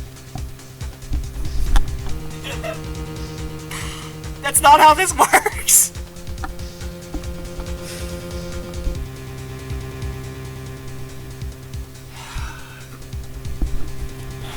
So, in an American trial, the defense has to prove nothing. It is the prosecution who is forced to go through the burden of proof. They have to prove beyond a reasonable doubt that the defendant was guilty. There are certain things that a defense side does have to prove, namely like affirmative defenses. This is not an affirmative defense. This is provoking like more reasonable doubt, because like if I was a juror, there is so much reasonable doubt here that I could not convict Edgeworth at all. So that is not how this is supposed to work. Phoenix Wright law is fucking backwards. Not I. Mr. Wright. Well, can you prove it? Can you prove that the bullet in Von Karma's shoulder was from DL6? Of course he can't. You don't have any of the DL6 evidence. It's because you took it out of the records room yesterday. With no proof, you could not convict me of any crime. So sorry, Mr. Wright. No, I'm the one who's sorry, Mr. Von Karma. What? You were close, one day away from freedom. But you see, I have proof. What? Who would have thought you would dig your own grave trying to convict Edgeworth? I could link that bullet in your shoulder to the DL6 incident. And here's my final proof. The DL6 bullet taken from Gregory Edgeworth's heart. That's a bullet. Where did you get that? This is the bullet used in the DL6 incident. This was taken from the heart of the victim, Mr. Gregory Edgeworth. The bullet is preserved quite nicely with all the ballistic markings intact.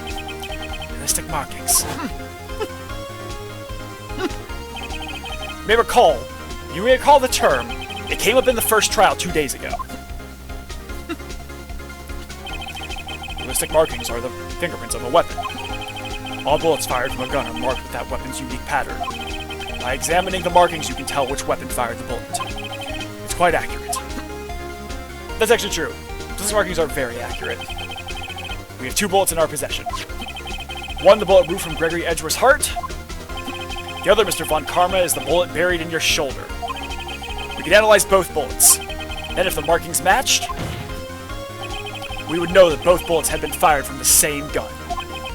The very same pistol, in other words, the murder weapon that killed Gregory Edgeworth. Mr. Von Karma, you will let us remove the bullet from your shoulder. Then we'll compare the ballistic markings to those on this bullet. And solve this case once and for all. Well, Mr. Von Karma?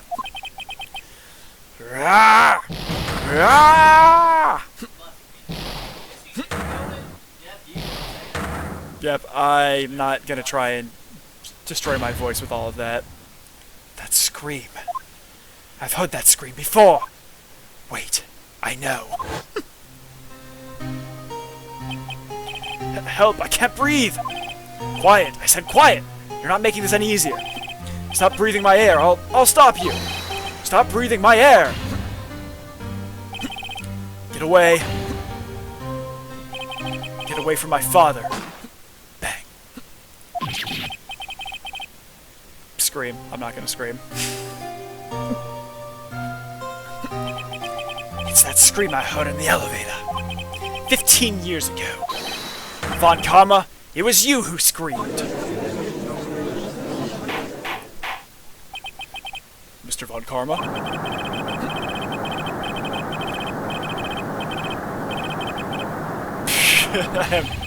So it was you. You and your father are my curse! Your father shaved me with a penalty on my record.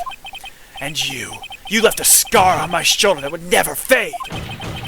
I'll bury you! I'll bury you with my bare hands! Death! Death!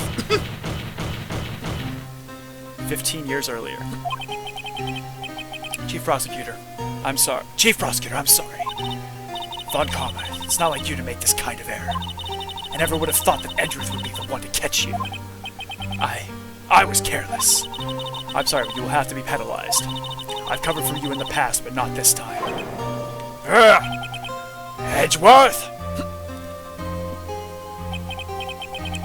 It was a shock like none I'd ever known. Me, penalized. It took hours for me to regain my composure.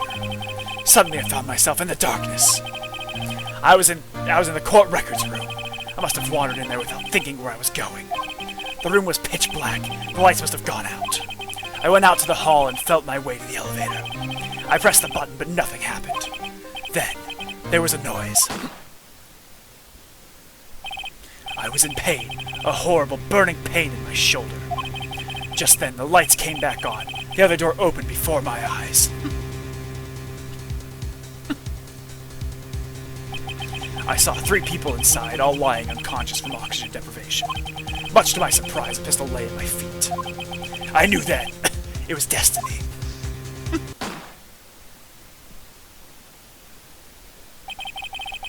In his last moments, Gregory Edgeworth was still unconscious. He died never knowing who had shot him. Later, he spoke through a medium blaming Mr. Yogi.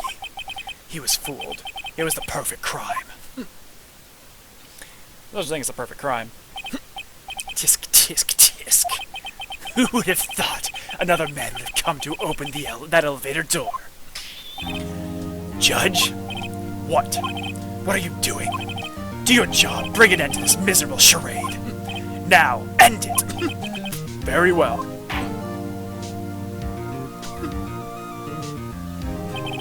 It appears that we have come to a very long way to the end of this maze. 15 years later. Mr. Miles Edgeworth?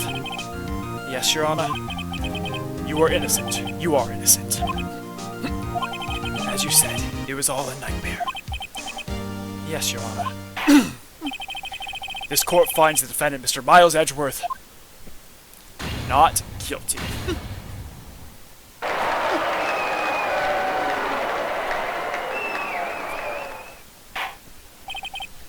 That is all. This court is adjourned.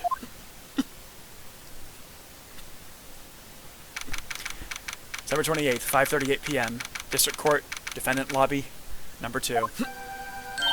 Nick! Nick, we did it! Did you see his face? Von Karma looked even paler than usual. He's pretending to be all cool, but inside you crushed him, Nick. Crushed! I gotta say, I'm impressed. It was pretty close, though. It was pretty close, though. I was sure we'd had it. I know, I was on the verge of tears the whole time, myself. But now it's all just a good memory. So, it's finally over, Edgeworth. Right. Yeah? I'm not sure how to say this. I know, try. Thank you. I see. Thank you, Wright. You're welcome. I think you could have done better than that. Sorry, I'm not good at this sort of thing. Got a lot to learn, Edgeworth. She's got you there. Woo! Amazing, pal. You pulled through just like I thought you would. I'll never forget this. I owe you one, pal. And tonight, let's party. Dinner's on me. Yeah, my salary went down a bit this month. But who cares? See, Mr. Edgeworth, you should take a lesson from Detective Gumshoe. That's how you say thank you. I see. Woo! Woo! I kept trying to do the prissy Edgeworth. Whoop! I feel foolish. Don't worry, take it a little at a time. You'll get used to it. It's been 15 years since I've seen Edgeworth this unguarded. Hey, y'all! Lotta! Y'all were great in there. Thank you. Yo, Edgeworth, congrats! Thank y'all very much. I knew you were innocent, from the start, of course. Just look at you. You wouldn't stick your hand in the cookie jar, even if no one was there. You were the witness on the first day of the trial, weren't you? Yeah, well, let bygones be bygones, eh? Speaking of which, what are you doing now, Lotta? Who, me? I went back to college. I gave up trying to be an investigative photographer pretty quick. Really? That's too bad. Huh? Question mark. Isn't that the hot dog guy from the park? Huh? It's over, Nick! My life is over! Why the sad face, Larry? What happened now? Ah, Nick! I'm not too long for this world. You don't look sick. It's Beyonce. She's gonna live in Paris. Paris, Nick! She's leaving me behind! Should have seen that coming. Yo, Edgy! There you are! Yes, here I am. Congrats, Edgy! Here, a little gift from me in celebration. Celebration? That's unusual for you. Harry Butt, you come along tonight too? My treat, pal! Thanks! Looking forward to it! Yo, Nick! That's the suit that questioned me. When he says treat, that's not police talk for prison food, right? Right? I think you'll be fine, Larry. Right. Yeah, what's up? that envelope that Larry gave me. It's got money in it. Well, yeah. That's not that strange. People give money away to celebrate sometimes. It's $38, right? Huh? What a weird amount. I mean, it's not a little, but it's not a lot either. $38 exactly? Nick? Wasn't that exactly the amount of lunch money that was stolen from Mr. Edgeworth in school? $38? No. No! Larry, it was you?! What are you so surprised about, Wright? Huh? Larry was absent that day from school, right? That doesn't automatically rule him out as a suspect. What? Think back to that day 15 years ago. Leo took the day off, but he was bored, so he came to school anyway. And he saw the money lying there, and the rest is history. I never was good at history. Edgeworth, you didn't know, did you? I suspected. I just couldn't picture Larry protecting you like he did that day. Everyone else was saying you did it. The whole class was against you, remember? Yeah, too well. Childhood trauma, man, it'll get you. Right, you may not know this, but we used to have a saying back in school. When something smells, it's usually the butts. I know. Really, Wright? I'm surprised you didn't figure it out. Well, this sure is an unexpected turn of events, eh? Edgeworth. You should have told me. Now, Nick. It was 15 years ago. Don't you think the statute of limitations has run out, Mr. Edgeworth? I'd say so, yes. There you have it! Where does that leave me? I became a defense nerd because of what you two did! Well, you've always been something of an insufferable emotionalist. Yeah! And you get worked up too easily, too. Death sentence for both of you. Okay, you can't really say that as a defense attorney. It's not really your role to say that. But, yeah, you know what? I'll allow it. Man, if only I'd known, I'd have become a prosecutor. Same goes for me, only the other way around. For the longest time, I thought that I might have killed my own father. I thought I might be a criminal. I became a prosecutor in part to punish myself. If I had known the truth, I might have become a defense attorney after all. Edgeworth. Want to switch, Wright? Hey, y'all! Line up, I'll take a photo!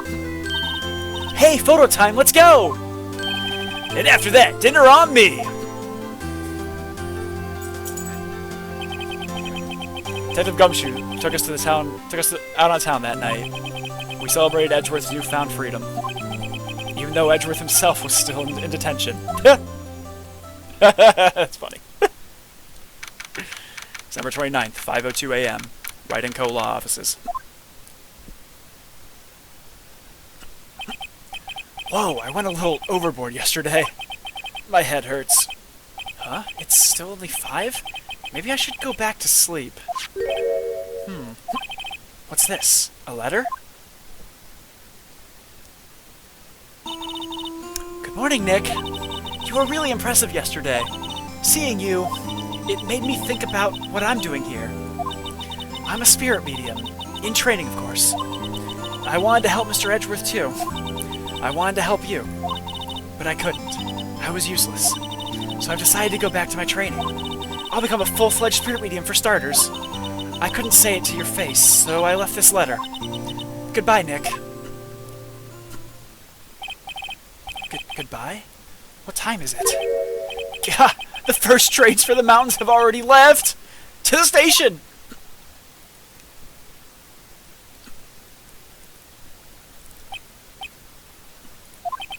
I guess I'm too late. Hey! Nick? Maya! So, you're leaving? Yeah. It's hard being a spirit medium who can't talk to spirits. And I think you'll do fine without me, Nick. Be good, okay?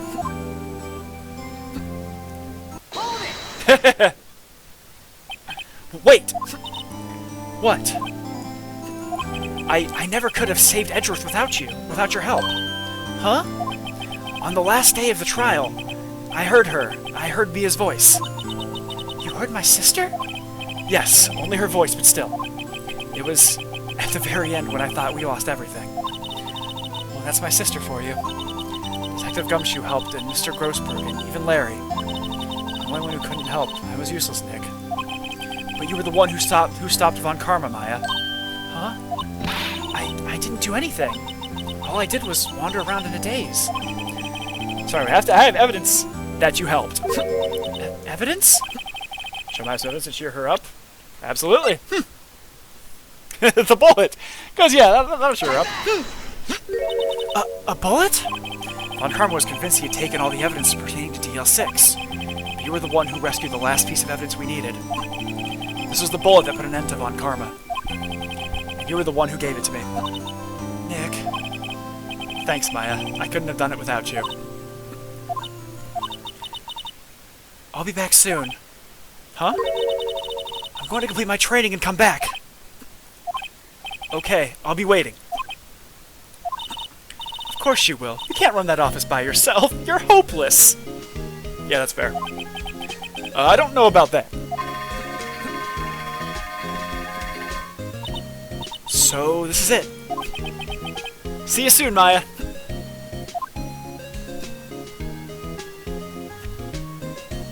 Oh, that's a really cute little end picture. Thanks, Nick.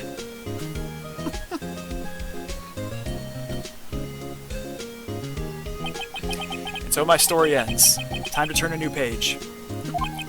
And say goodbye to the novice defense attorney that I once was. Now a new story begins. With the same old crazy cast of characters. Don't think you've graduated yet, amateur. Mr. Wright, perhaps you'd like to rethink that claim. Yes, Your Honor. I got a bad feeling about this. Objection!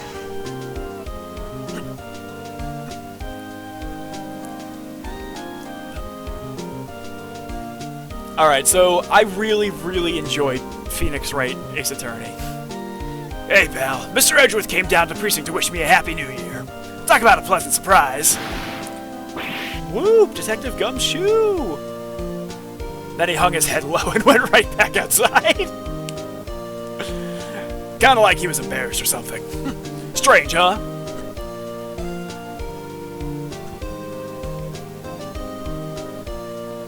I really like this little... I like this little end sequence here. Huh? Nick? Nah, I haven't seen him lately. Who, me? I've been working in a cheese shop. That Missy's a nice lady, but she's not exactly what you'd call a cheap date. Huh? Oh, she's in Hawaii right now, yeah. Woof.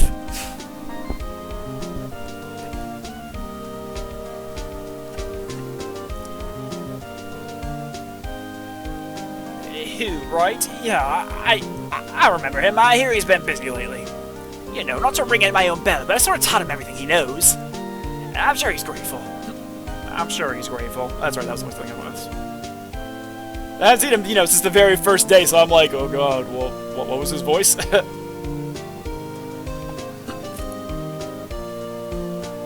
Phoenix Wright? Ah, the defense attorney for whom I wrote that affidavit for, yes. Oh, you should know, I've taken over management of the Gatewater Hotel recently. Should you be in the area, please stop by.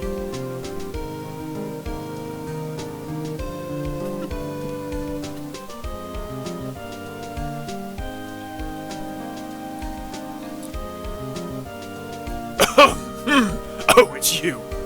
Phoenix Wright. Ah, yes, me his understudy, was he not? I wonder how he's doing. Haven't seen him of late. Ah, the days of my youth. Like the scent of fresh lemon, you see.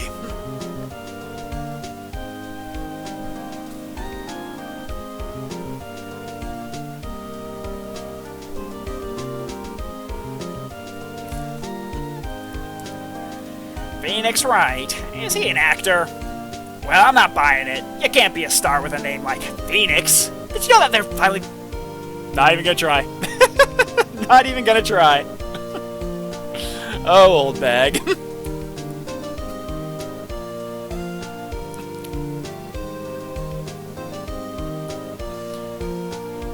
I'm pleased to announce the Pink Princess is a hit. I sure owe that Mr. Wright a great deal, Sniff. Oh, and I'm keeping my face out of the public eye until the show's over. I wouldn't want to ruin any kid's dreams, you know?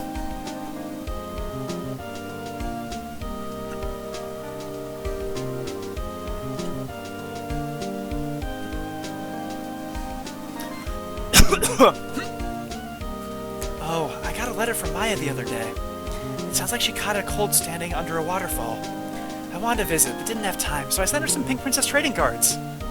She says she can't buy them where she is. What kind of place is she living at anyway?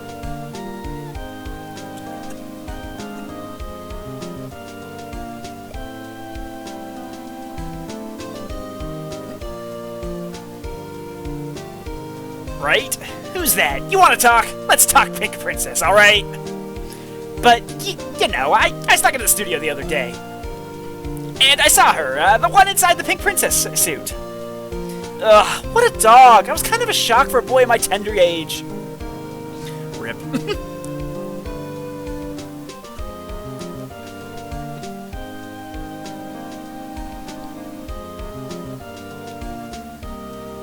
Yeah, I remember right. That lawyer guy. Me? I'm in training to become a paranormal photographer. You know that picture I took of everyone? Well, just behind them there's a ghost. For real. Now that's talent. I'm gonna be famous. I'm sure it's Mia. I think it has to be Mia.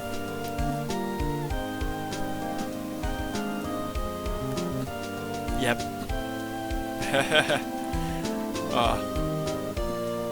That's really cute.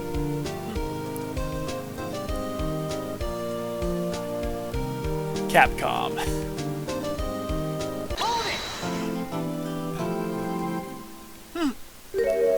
Brand new episode has been added.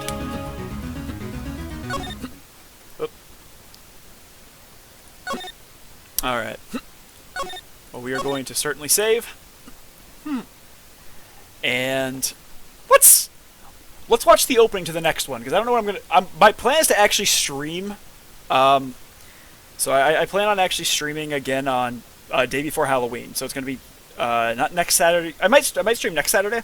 Actually, no, I won't stream next Saturday, but I want to stream on October 30th, and I'm gonna be in a Phoenix Wright outfit, and I think that's gonna be really fun. It's gonna be I'll probably make a long stream that day to see if we can get all of Rise from the Ashes with me in my Phoenix Wright, me in a Phoenix Wright outfit. So that's I'm looking forward to that. That should be pretty fun. But let's get a little preview of what we're going to see in 2 weeks.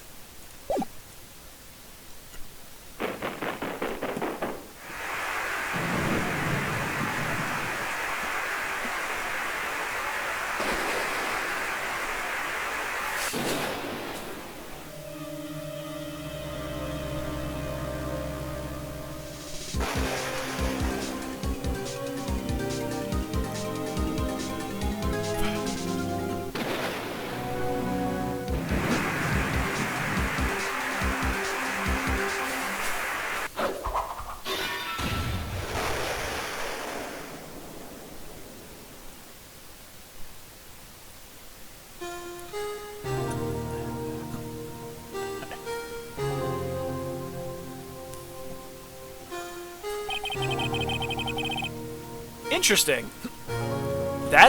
I'm curious to see what's gonna happen.